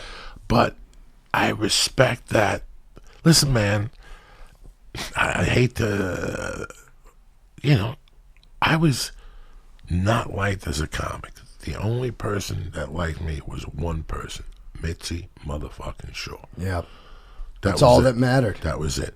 Cooper gave me spots at the Improv, but off nights. Yeah. I wasn't there with Sarah Silverman, the kid from Canada, and that was a complete different crew then. The Friday night, I wasn't getting Friday night spots at the Improv. Yeah, I think that was happening. Yeah. The only place I was giving me Friday night spot was the store, and Saturday, late like a motherfucker. But I could talk shit. Yeah. Bitch, where are you tonight, motherfucker? Yeah, you know what I'm saying? Yeah. But everything else, like the comedy was a disappointment. Like I was just confused totally about comedy. Yeah. Totally. Admitting it right now on air, completely from A to Z.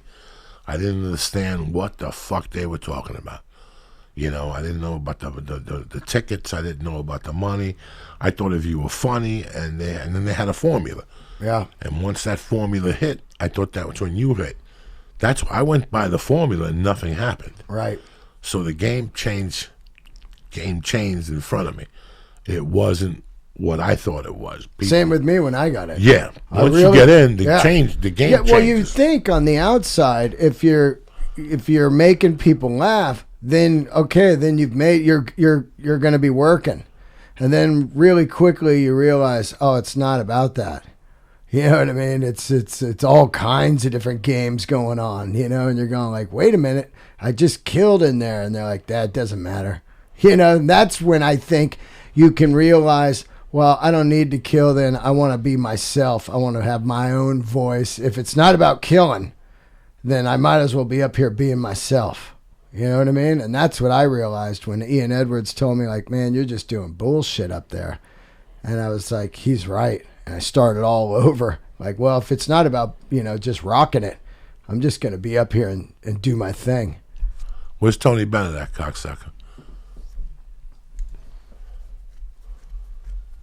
Oh, shit. Oh, my God. It's a beautiful... nice way to end a nice weekend. Start a new week. I love you, dude. Thanks for having me, man. Every time. To pick up the pieces when somebody breaks your heart. Somebody twice as smart as I.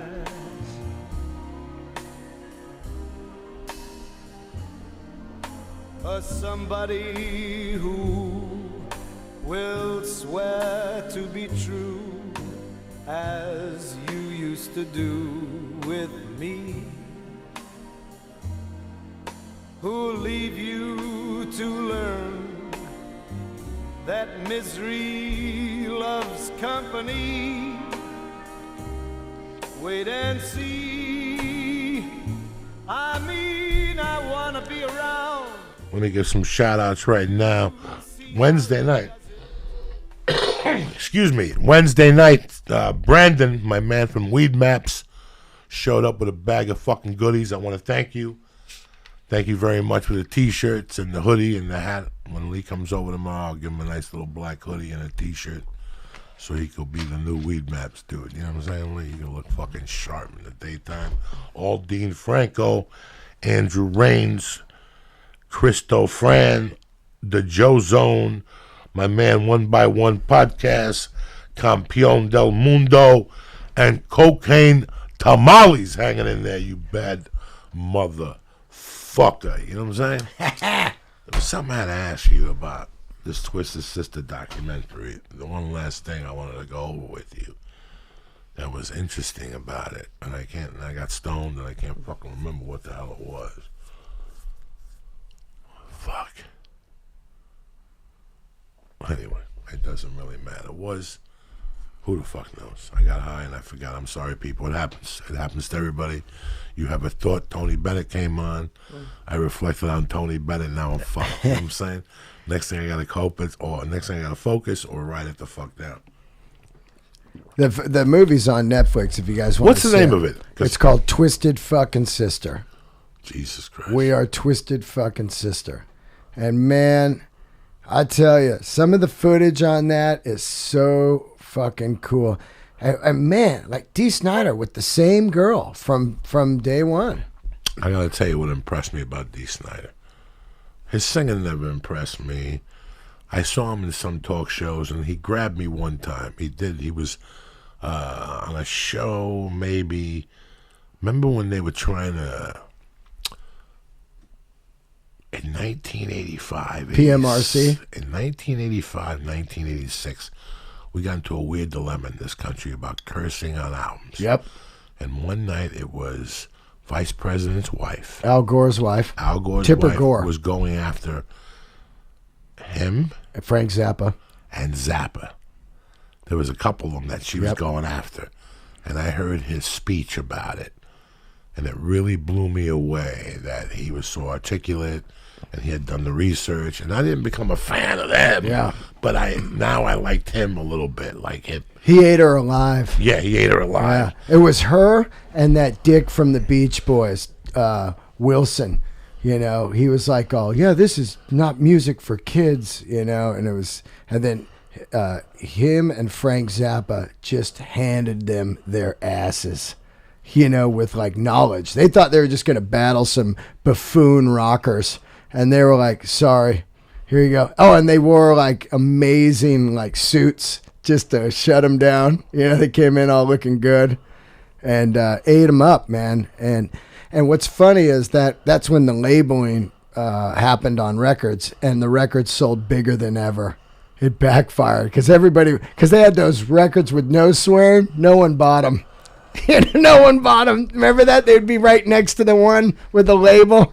You just walk right by that one. It was crazy. And that's when I got some respect from him. Like, this guy's a sharp fucking dude. Yeah.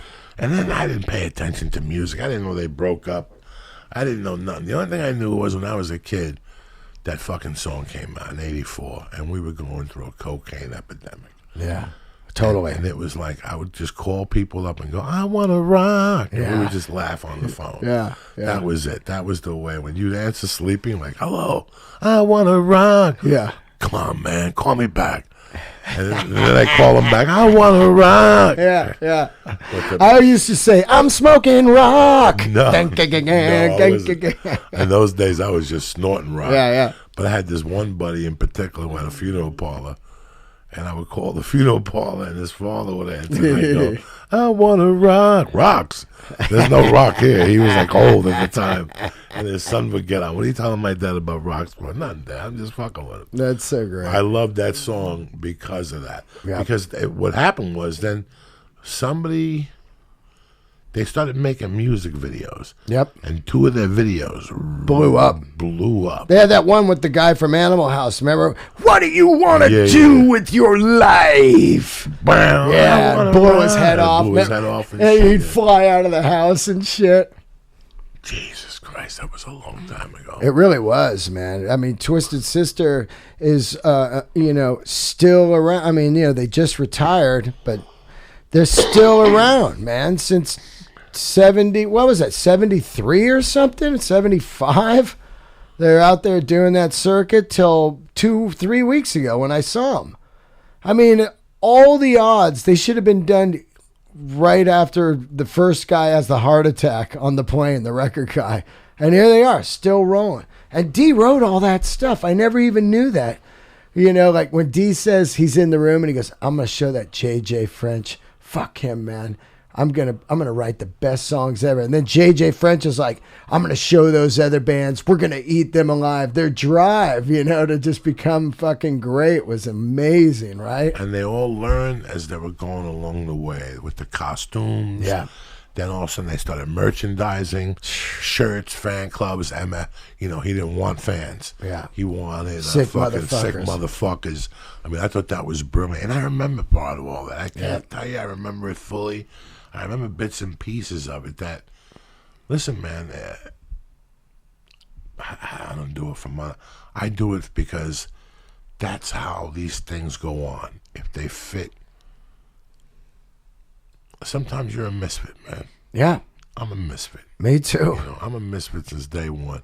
We're in our 50s doing comedy. And We're misfits. outside of the motherfucking box. Last night I'm in the main room, and it's like, last night I got to jump on them in the main room, which is always great. I know, right? Yeah, I if you know. got to build up in the main room, it's a fucking nightmare. I got to jump on them in the main room, and the left side didn't like me. Yeah. But the back liked me, the right liked me, and the middle really liked me. There were people who were from Studio City. Yeah. And I was just drilling Studio City, the ISIS, the whole fucking thing. Yeah. And it's just like I'm used to it now. Like I accepted a long time ago that not everybody's gonna like you. Yeah. That's just the way life is. Who gives a fuck? Totally. Go out there, give it 150%, because not everybody's going to like you. It doesn't matter who the fuck you are. Listen, they killed Jesus. Yeah. Nobody liked him either. Yeah, I know, You know what I'm right, saying? yeah. He wasn't asking for Delray Me. Yeah. He wasn't telling you. He wasn't looking for spots. He wasn't looking for spots. I mean, it's just Yeah. That you got to go out there and understand who you are. The first night of the fucking, that tour. What's that tour I did this year? Oddball. Oddball. The first night was a fucking death sentence. Yeah. But you know what? I went back to my room and I looked at some of the stuff and I rewrote some of the stuff and I made adjustments. Then the next night I did a little better. And I go, oh, I know what I gotta do. And then I went the next night and it was really good the fucking third night, you know? And that's what we're supposed to do, is make adjustments along the way, not give the fuck up because you had a bad set. Dog, if I was gonna give up because I had a bad set, I always think of Ogden, Utah. I think of Bremerton, Washington. I think of fucking Moscow, Idaho. I think of Edmonton. Oh, You I know never what I went mean? up that far to bomb, that far from my house. That's the worst. When you go 6 hours to bomb, that's a motherfucker. Right. And then the 6 hours back, that's like a UFC fight on a long flight. Yeah. After they knocked you out in the first round. That's a long fucking flight. That flight home, I just kept going like, Oh, God. wow. I truly believe that these epic bad shows that we have are they come at right times in your life. You're cruising, maybe you're doing a little bit too much of everything, like, okay, I'm podcasting, I'm comedy, okay, and then I go to a concert, and then I go to a movie, and then boom, a bad set comes, you go, oh, that's right, I need to sit down and fucking focus. I think they come at the right time, for me at least, you know? And they knock me into a fierce mode of a vision of like, I've got to get this going, you know? I go through like right now, I'm going through something that, because I'm used to, I'm not panicking. Yeah. Right now, I'm going through a state of integrating new material, but it ain't going nowhere. Right. It just isn't going nowhere. No matter how I integrate it, I put something new in last night that really happened, and it worked a little bit. Let me see where it goes. But it's been and it's going to be another slow month. And I got a big New Year's gig, and I got a gig on the 21st at the Chinese restaurant in Ventura. And, that place is great. Oh, it's great. So I love it. I got a big month, and I got to write. But right now, I know I'm not in panic mode. Yeah. It's just not working. Right now, I'm in the mode that just go on stage and do the best you can with what you got. Go 50-50. It's a 15-minute set. Yeah. Just do a minute of every joke. Do 30 minutes and 15. Yeah. And leave them breathless. Yeah. When you walk off stage, just their energy will leave them breathless. That's where I am right now. Yeah. I'm just doing smoke and mirrors. I'm not writing. I'm writing, but not writing. I'm writing, but it's whoosh. Yeah. But I know me and Lee will talk about this in the car, and all of a sudden we'll go out, and on the way back, Lee will go, where'd you get those 3 bits from, Lee? The 1, 2 I wrote 2 nights ago, and the one I put together tonight. And you just put together 7 minutes, my friend. Yeah. Plus the 3 you had, that's fucking whatever, 10, whatever. That's true. Boom! I got myself 10 minutes where last week I had Ugats. I Yeah. had 0.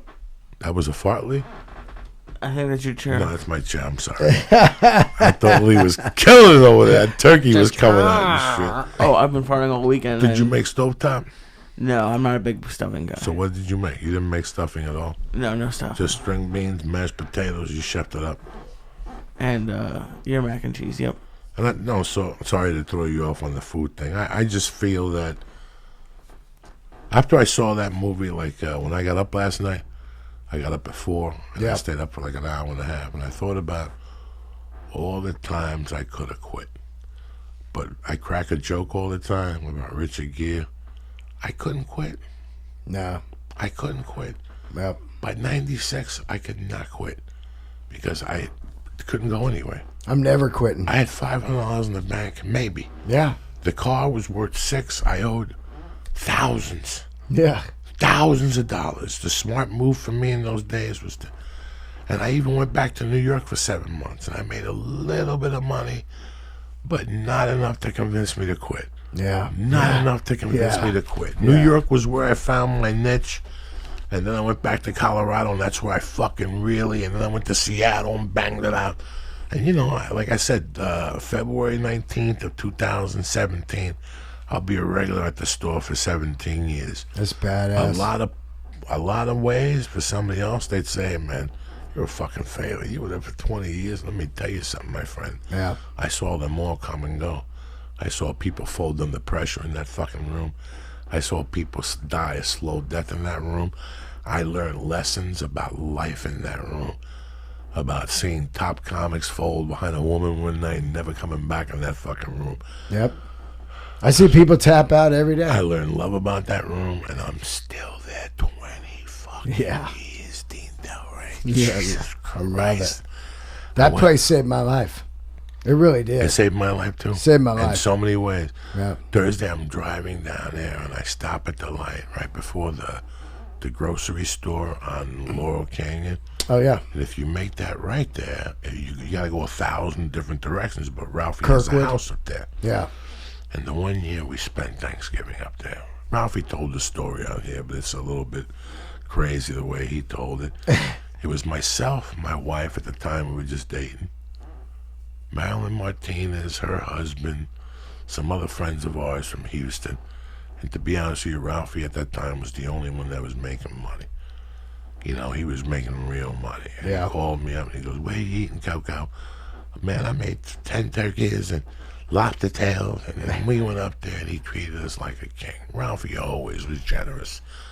When Ralphie first started rocking, he took me under his wing, and every time he'd see me, he'd throw me a fucking yardstick.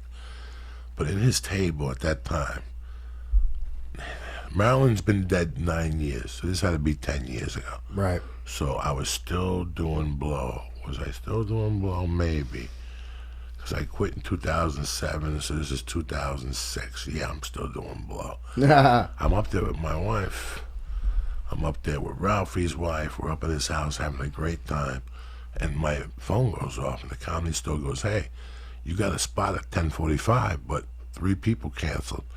Can you get here at 10 o'clock? The only problem was during the football game, Ralphie took this bag of mushrooms out.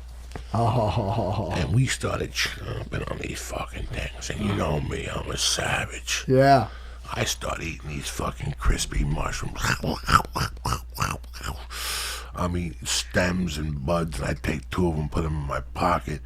I go down to the comedy store. Now, Ralphie's got a jar of weed, like I said, with a lid on it. Yeah. It's got a half pound, maybe 10 ounces in there. Just mayonnaise Just jar. open it up and take a bud out and break it up and put it in either of the 4 bungs that are on the table. Then in the middle of the room, he's got a salami, cold cut, Gouda, 3 different type of cheese, fruit.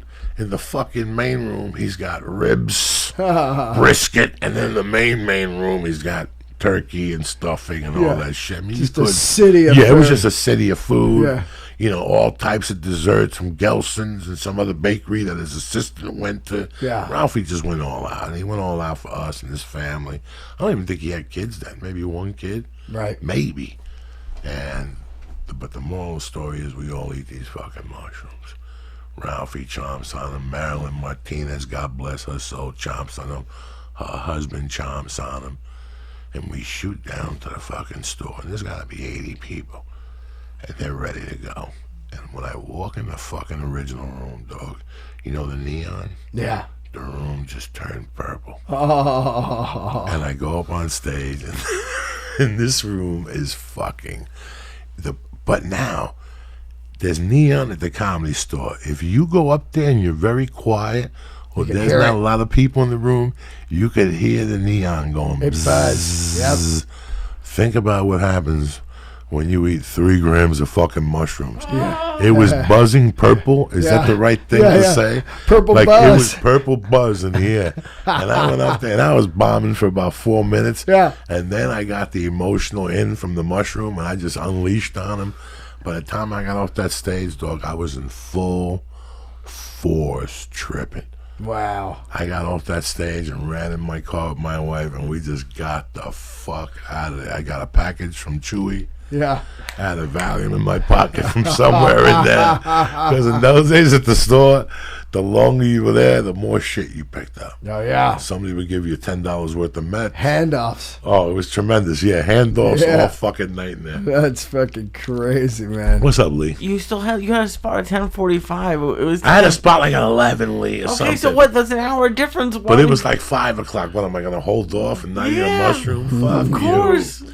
I took a guess. I thought the mushrooms weren't any good. Yeah. And I ate them, and I ate them, and I ate them, and nothing happened. And then my digestion got to the, I had eaten turkey and stuffing and fucking spare ribs and cheese and you just figured they'd go away. Yeah, no, they didn't go away. Yeah. Now my stomach got the process and the fucking the mescaline or whatever the fuck I'm eating, the mushrooms. Yeah. And now, Lee, it's all hitting me at once. Oh my god! But it hit me when I walked into that fucking original room. When I got to the top of those stairs, and I heard that neon, and all of a sudden they go, "Come into the stage, Joey Diaz." And they're like, and I go up there and fucking that room, and there was red in the room, but I didn't see it. It all turned purple. But the moral of the story was Marilyn was there, Ralphie was there. It was happy at times. Marilyn and her husband are both dead. And obviously, Ralphie and his wife aren't together no more. Yep. They had the 2 dogs. We went and walked the dogs. We got high. So the other night, I don't even bother to leave Thanksgiving night. I just got in the car, made a left, and went down Laurel Canyon. And I got into the comedy store. I parked the car. There's people in there. I go through the kitchen. The ladies back there bartending, and there's another cute waitress working that night. Yep. I get a water from the bartender. I walk out into the hallway, and I make a left. And I lean back at the bar. Now, I'm not by the stairway. Yeah. I'm farthest from the bathroom as I could be, okay? I lean my back. I open up my water. I drink it. And I just look, just to see. I've been coming here. How lucky am I I'm still here? And all of a sudden, I look straight ahead, and there's a picture of Marilyn Martinez staring right straight at me. Wow. And I reached over and touched it, and I said, God bless you. That's I crazy, can't believe right? you're right fucking here. Next time you go to the store, make the left out of the original Yep. and just pull back, and right there, it's on the bottom shelf. And I even pulled it out a little bit. Wow. Just to let her know I'm watching. Yeah. 9 years later, nobody talks about you, but I still remember you because Wow. that's who I went down there that night with Ralphie and the fucking shrooms. And, man, you go through a lot of shit here. That's like my, that was it. That's my Sons of Anarchy. Yeah. That was my mafia, was the comedy store. That was it. Yeah. That's The organization I didn't want to be a part of, I ended up being a part of. Yeah. Yeah, man, I fucking love it there. And it's like, 4 years today, man. 4 years of paid regular. And it's like the greatest day of my life. And I've done fucking tons of shit in my life. Tons of shit. You know what I mean? Signed record deals, played music, toured all over. None of it comes close to that. $15 a set. Yeah, and I never even think of the money. $15 a set. Yeah, That's the happiness we get as individuals. So. I don't even think about that ever. All I think about is like, oh shit, here I'm going up the original room again, you know what I mean? And it's just like, it's so fucking good to me, man. I love that place. It's just to me. It represents rock and roll still. Just the vibe of it. It's rock. It's dangerous and it's fucking rocking. It represents your rock and roll. Yeah. That's the most important thing about the store. I think when people go to the store, they know going in that this place is a little freer. Totally. That the people go in there and push it to the hilt. You're at the fucking comedy store, Jack. Yeah. If you know anything about comedy and reputation, we go in there and push it to the hilt. This is it. Sometimes it's shit you want to hear. Sometimes it ain't. Yep. That's part of the fucking art, is making it something you want to hear. Totally. You follow me? That's the art. Whether you want to hear it or not, I'm going to make you hear it in my fucking way. And you're going to hear it, and that might not be the best way, and you might laugh and you might not. Who gives a Frenchman's fuck? Take a chance. Columbus did, bitch. Yeah. Wham! I love when you say stuff in there and you see people pull back and then you deliver the next thing and they're dying. Like, you have to. But yeah. But that's 25 years. Yeah.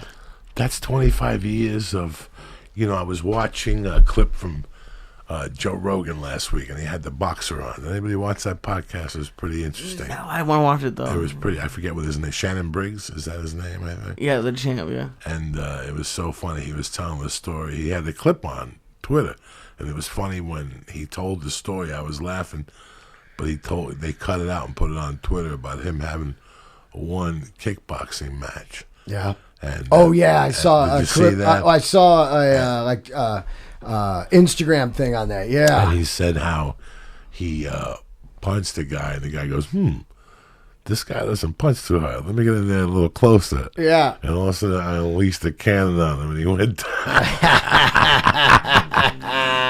down.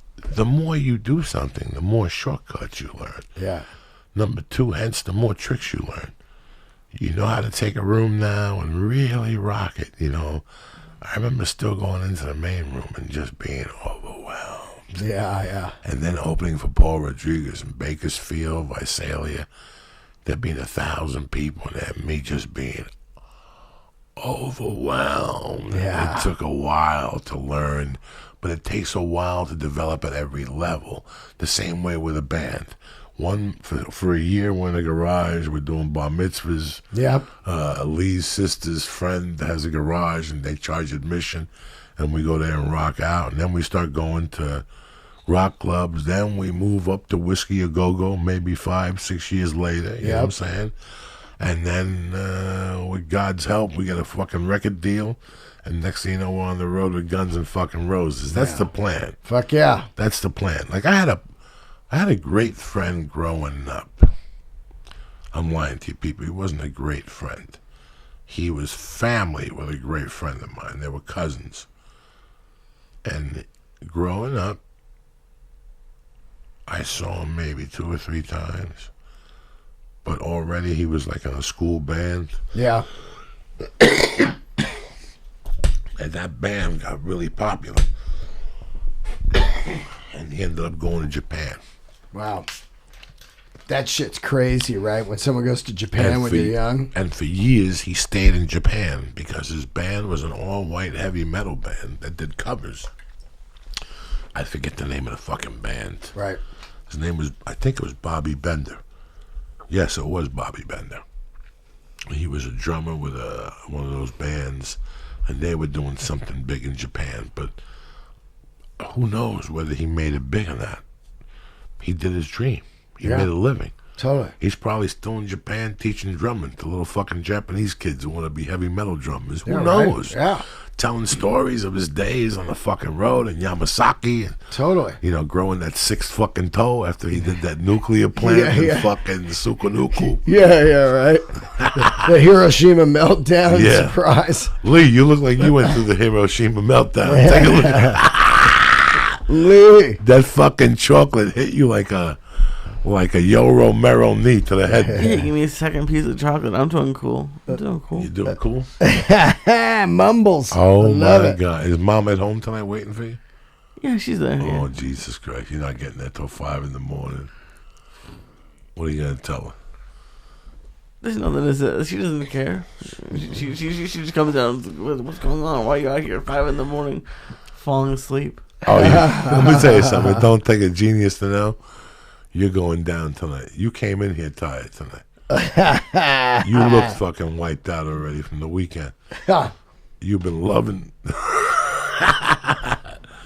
You've been loving and eating and watching movies, and you looked all wiped out. Look at you. Okay. He's okay.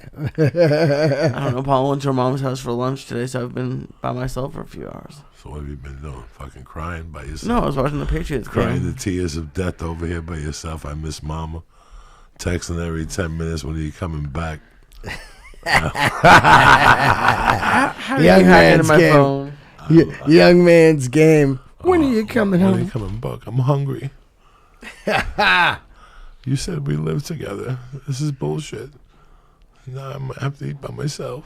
I'm gonna get poisoned. Lee, you like living with your lady? Yeah, so far it's pretty good. How long's it been? Like 2 weeks. Oh, 2 weeks! Yeah, so far it's okay. But 2 we'll see. weeks. It's always okay at 2 weeks. Yeah, hell yeah. Wait 2 months when you call me at 2 in the morning, dog. Yeah. Call me back. Tell me the office is getting lit on fire. I'll be right there. Get me out of this fucking death trap. Hilarious. Holy fuck. I'm going to have to move to Mexico and shit. All of a sudden, you're going to have just spots. I got a spot tonight. the fake spot. I got a spot tonight. No, I mean, maybe, but she just has seemed like I'm just not home Sunday through Wednesday, pretty much. Yeah. So she just doesn't really see me, but it's it's been pretty great. I just see her, I wave at her when she's sleeping, and I go to the couch. How old were you the first time you moved in with a woman?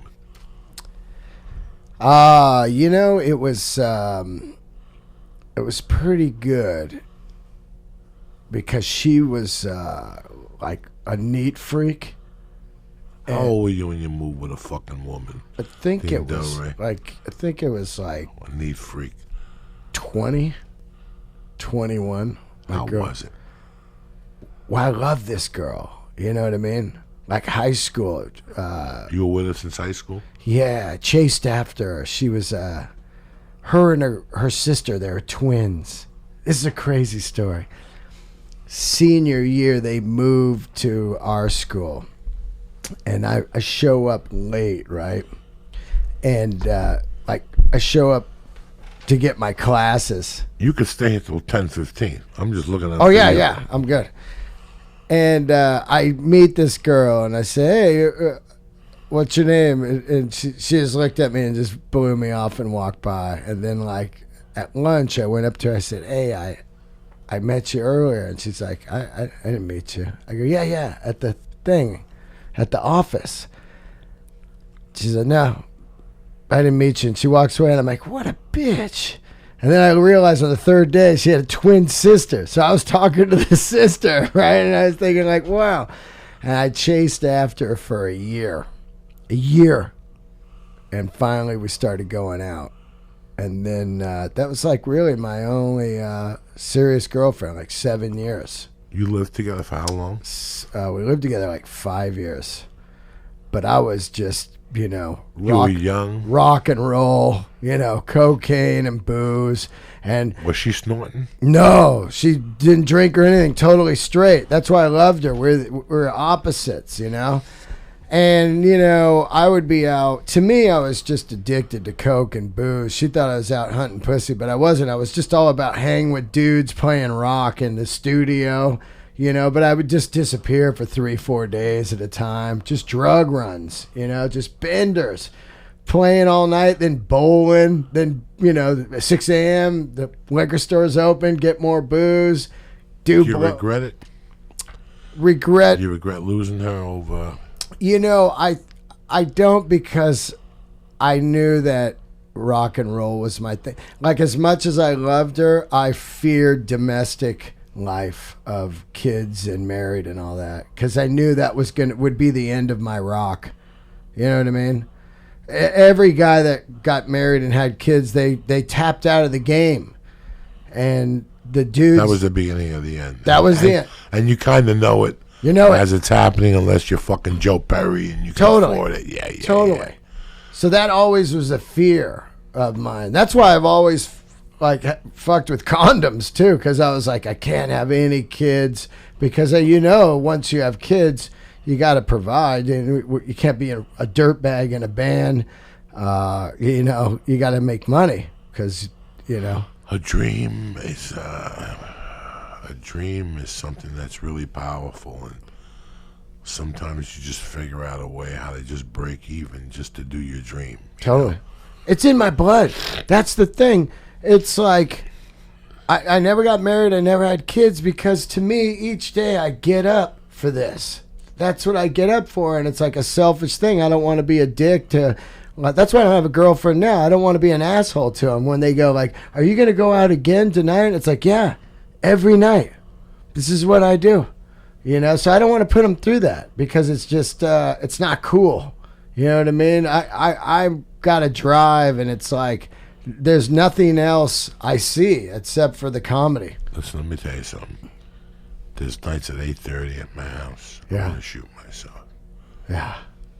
Once the baby goes in that bedroom, and it's me and my wife in the living room, and she's telling me the 100 ways why she's tired, and I'm energetic, I'm ready to stab a motherfucker at 8:30. You know me, Yeah. dog.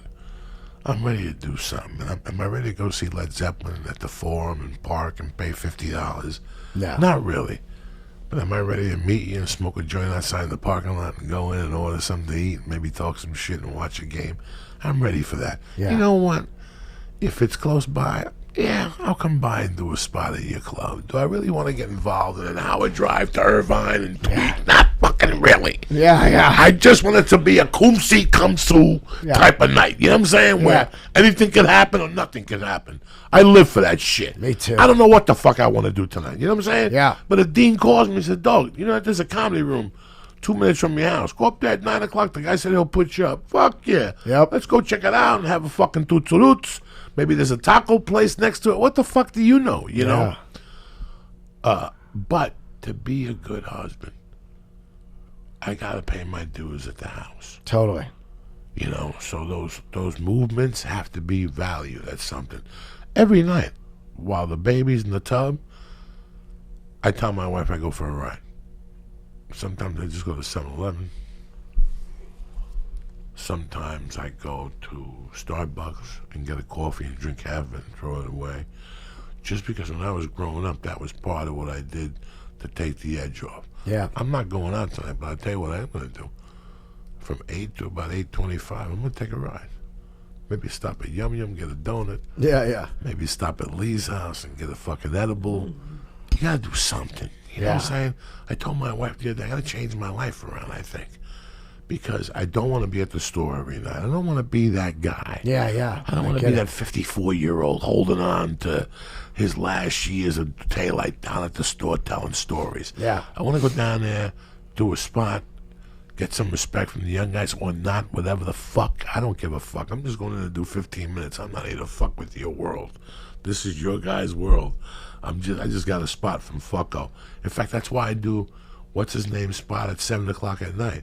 Yeah. So I don't have to linger in there all night like that fucking lurking old guy at the store that's a pervert and talking to the waitresses. I like those waitresses. Yep. Doesn't mean I'm fucking hitting on them like I was 20 years ago trying to get a bindle with them.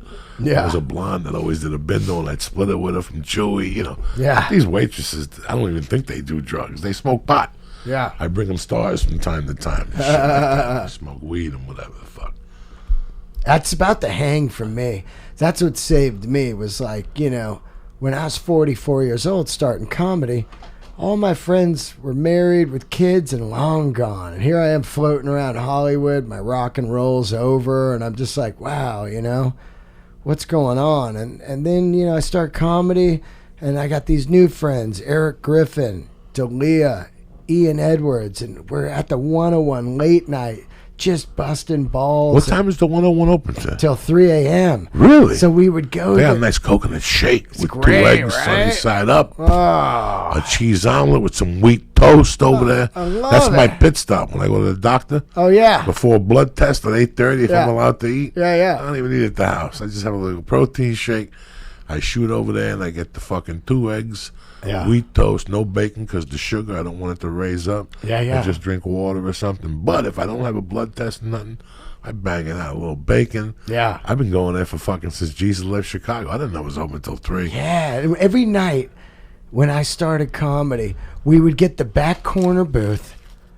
And I was the new guy, and they would just unload on me, just nonstop ball busting. It was great, but I would learn all kinds of shit about comedy, and I would get in bed around 3:30 and start over again the next night. And I just I've always been about that late night hang with band guys talking about records, where they were produced, who did them, who wrote that song, and now it's comedy, you know? Now it's like, this bit didn't work, that bit was great, oh, I loved what you did, and it's just, I'm just engulfed in it 24/7, you know? That's all I do. Well, that's what you have to do. Yeah. Your first forever years. Like I said, I'm limited action to do. A couple months ago, Lee and I stayed on my corner till 1 in the morning telling stories. Yeah. It was amazing just being outside and the weather and shit, you know. The problem with me is I do that 1-2 nights in a row. I'm walking around at 6. Yeah. Next thing you know, I wonder why I got a headache. My blood pressure's up because I slept fucking 5 hours a night the last couple nights. Yeah. Instead of sleeping in the afternoon, I got too much pride. So I'll go for a walk or do something like that. But meanwhile, I'm fucking killing myself. I got to rest up a little. I'm going to go in front of fucking 200 people and yell and scream this weekend. So I try to keep it light, man. Totally. I go to the store on Tuesdays. It's a great workout night, or Reseda.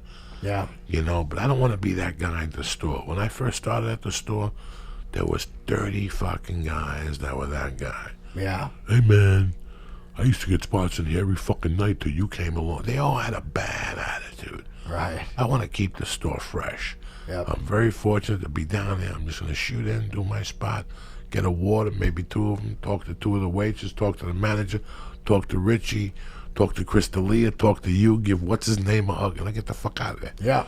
I'm not there to hang. I've never been to the front bar yet.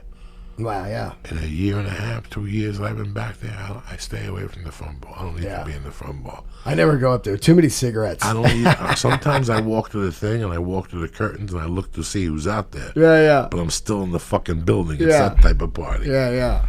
So that's how I do it. Dog, I'm happy you watched the documentary. Oh, God, I loved it. From now on, let's do a documentary every month. Let's do it. We'll either give it a thumbs up or a thumbs down. This was a thumbs up in my world. Absolutely. If you know anything about music, but you appreciate marketing, you have a band, this is something to watch, just to talk about marketing without Twitter and Facebook. Absolutely. Because if you could work both worlds in, like now I'm trying to figure out what they were doing. Yep. Now I'm trying to go, let me think of what these motherfuckers are doing. I know they would advertise in this paper I would read in Jersey. Yep. But every bar didn't. They didn't advertise it. Every bar did. Like all those hole in the wall. There was one down the shore. There was the soap factory. There was one, the one they talked about in Long Island. Yeah. Oh, Speaks. Speaks. 3,000 seater. You know, it's funny. Before the podcast, we were talking here, and he was talking about the club owner that lent them money. Yeah. And you're like, that one guy looked like you or something. It was crazy. But it was crazy. All those clubs in those days were mafia run. Totally. And their job was to go in there, cleanse money, make it look like it was clean, and fucking devour the place. Like Henry Hill said, light it on fire. Yeah. That's why they were telling the people, come in here and break it up for us. It was crazy, man. It was crazy. I love it. They took the sinks. Yeah. They pulled the AC down. They pulled the AC down. Oh, fucking crazy what Twisted Sister was saying. They played the closing night of 2000 where Saturday Night Fever was filmed. Yes. They played the closing night of that to exorcise the disco demons out of there. Remember that? And they lit that Saturday Night Fever sign on fire, and I was like, I kind of want that thing. I wish they wouldn't have lit that. But they lit it on fire, and it became something else. And it had a sign behind it. That was cool. And what did it say? It said... Sucked or Twisted Sister? It said Twisted Sister or something like that. Right behind it. They were it. marketing geniuses. They were, man. You know, man. What about when they did that fucking... they did the amusement park, and 22,000 people showed up. They go, yeah, Zebra had 3,000. They go, if you get like 5,000, it'd be great. 22,000. There was people hanging off the fucking, they said a 10-story building, and people trashed the amusement park. There was really a part that was interesting. Lee doesn't know about Twisted Sister. Yeah. Anything on that. But I want Lee to watch this. Yeah, absolutely. Because there's one part where he says something that applies to comedy that I really believe in. Stop and address the situation. Oh, yeah, remember that? When you do jiu-jitsu, when I first joined jiu-jitsu, I'd be thrown through the air. When I started going to Alberto Crane, it was the first time touch it. Once somebody grabs you, the first thing you do is address it. Pop it off. Even if his next hand grabs you, pop that one off. Keep popping off, and one of those grab him and take him down. That's what it becomes. It becomes a grab. Don't grab me. You know what I'm saying? It becomes a grab. What was he talking about? What the fuck? When he played Donington and they're throwing the shit at him, and he stops it. And I believe, Address it. He addressed it. Oh, it was unbelievable. He addressed it. He stops.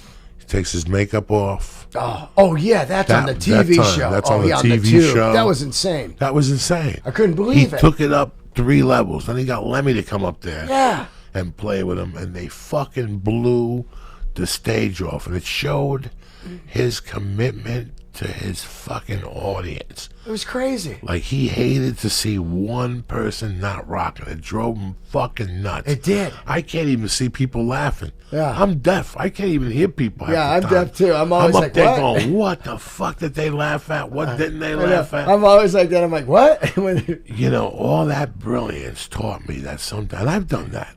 Yeah. I have done that sometimes and taken a deep, deep chance. But if you address the situation and set them straight in a polite way, Yeah. they'll take the ride, and that's it. The demon's out of the room. It was on TV. He's like, wait a minute. Are you not fucking digging this because of how I look? Because of my fucking makeup? And he goes, get over here to the roadie. And the guy brings over the makeup remover and he wipes it off and he goes, now fucking listen to what I'm doing. Now look at me. And then the crowd went crazy. It was a total gamble. Oh my God, it was great. But that's what made it not a gamble. It was his commitment. Totally. His commitment to what he was doing. Listen, man, that part of it blew me the fuck away. Yeah.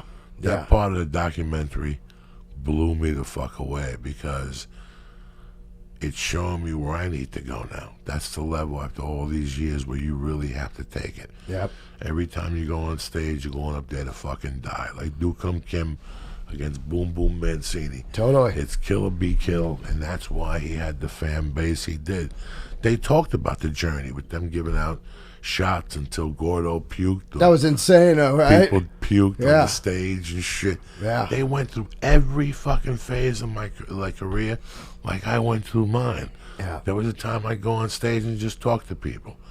There was a time if I didn't get a laugh at the Comedy Store, my zipper was open and my ball would accidentally pop out. And it destroyed people for years. It destroyed people. Yeah. But at that point, you're at the store.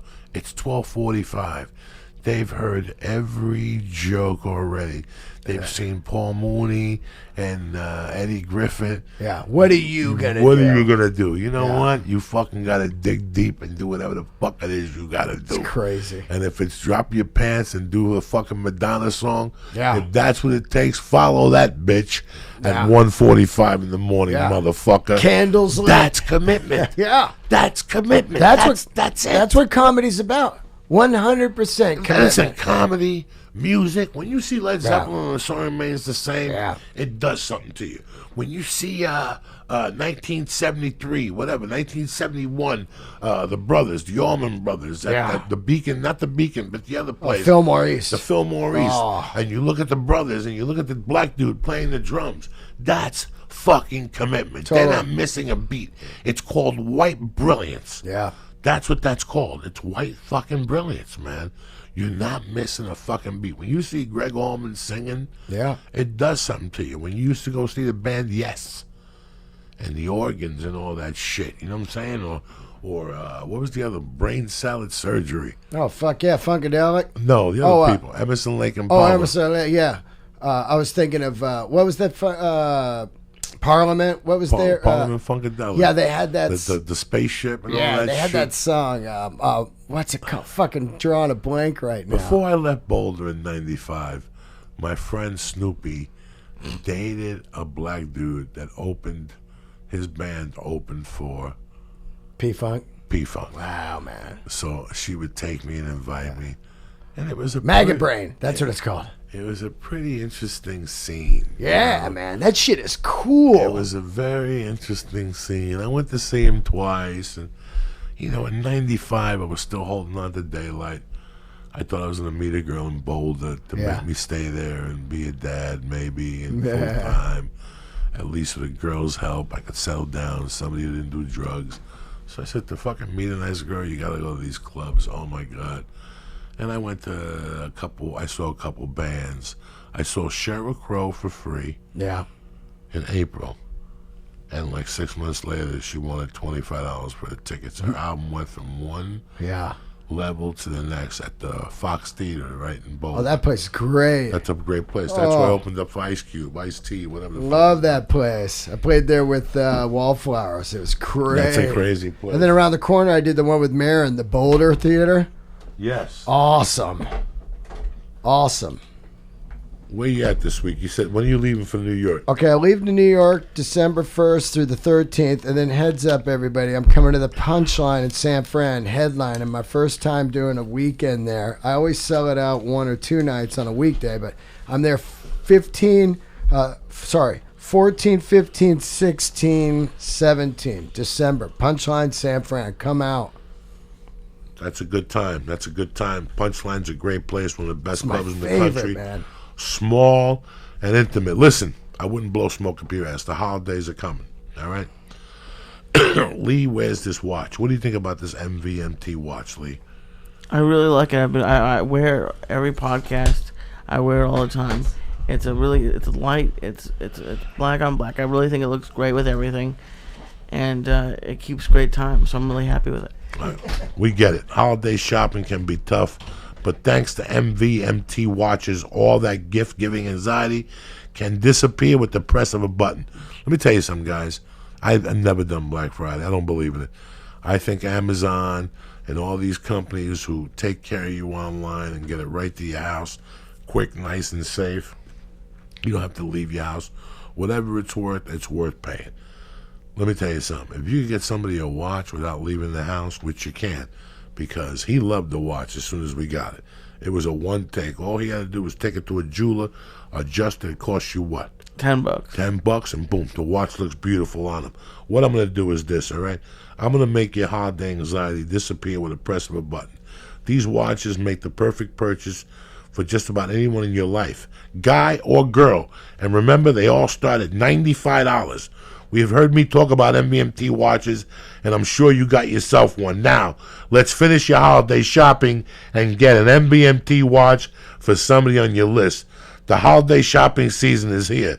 With MVMT, you can skip the crowds and standing in crazy lines at the mall and find the gift they love at prices that'll beat department stores right now. Movement watches start at $95. At a department store, you're looking at the same watch for $400 to $500, all right? Movement figured out that by selling online, they were able to cut out the middleman and the retail markup, providing the best possible price, which means you save Delray me. They got classic design, quality construction, and styled minimalism, all right? Over 500,000 watches have been sold in over 160 countries. What I'm going to do is this. It's the holidays, all right? Ain't nobody here going to take a chunk out of your pocket. Everything's coming with a nice little angle for you. I'm going to give you 15% off today with free shipping and free returns by going to mbmtwatches.com/church. CHURCH. Again, I'm giving you 15% off today, right now, with free shipping and free returns by going to mbmtwatches.com/church. This watch, look at Lee, show it has a clean design, and you know what? People like that watch. Even my wife said something to Lee the other day. She goes, "That's a nice watch. That's a watch they sent you there." It's time to step up your watch game, all right? If you're a watch person, this is the company you got to rock and roll with. Go to mbmtwatches.com/church. Join the movement, all right? Do me another favor right now. This is a beautiful thing I got to do for you, all right? Are you hiring? Do you know where to post your job to find the best candidates, all right? Posting your job in one place isn't enough to find good quality candidates. If you want to find the perfect hire, you need to post all your job on the top job sites, and now you can. With ZipRecruiter.com, you can post your job to 100-plus job sites, including social media networks like Facebook and Twitter, all with a single click. Find candidates in any city or industry nationwide. Just post once and watch your qualified candidates roll into ZipRecruiter's easy-use interface. No juggling emails or calls to your office. Quickly screen candidates, rate them, and hire the right person fast. No drama. You don't want to turn this into a lifetime to hire an employee. Find out today why ZipRecruiter has been used by over 1 million businesses. And right now, my listeners can post jobs on ZipRecruiter for free, gratis, by going to ZipRecruiter.com/church. Again, that's ZipRecruiter.com/church. One more time for free. You can put your, right now, one more time, I don't know what the fuck. One more time to try it for free. Go to ZipRecruiter.com/church. All right. That's it. That's it, and that's that. I hear people getting great results with ZipRecruiter. One more time from my main producer of the church, onit.com. Go there. Look at the nice supplements they got. Press in church. Don't forget, Sociably Unacceptable gets released December 8th on CISO TV. Go to CISOTV.com, log in your email, all that stuff, and your code is Joey, Joey. Once again, I want to thank MVMT Watches, a tremendous Christmas present. I want to thank ZipRecruiter. Post your job listing on there. And I want to thank Onit one more time for sticking with us since day one, and also CISO, and also my main man over here, Dean Del motherfucking Rizzy. And Joey's gonna be on my podcast next Monday, and we'll be talking about his special, because I want to talk about that. Sure. It'll be awesome to talk about the process of shooting that and everything. It was very fucking interesting. Yeah, so we'll talk about that Monday. Let there be talk. You're beautiful, brother. I love you, dude. Thank you. I love you, motherfuckers. See you Joe. Tuesday night, Wednesday morning. Stay black, stay healthy. Don't forget, Portland, Oregon, Thursday night, 8 o'clock. No fucking around. Have a great weekend. Have a great week so far. Bye. I'm too stoned to be doing podcasts at this age.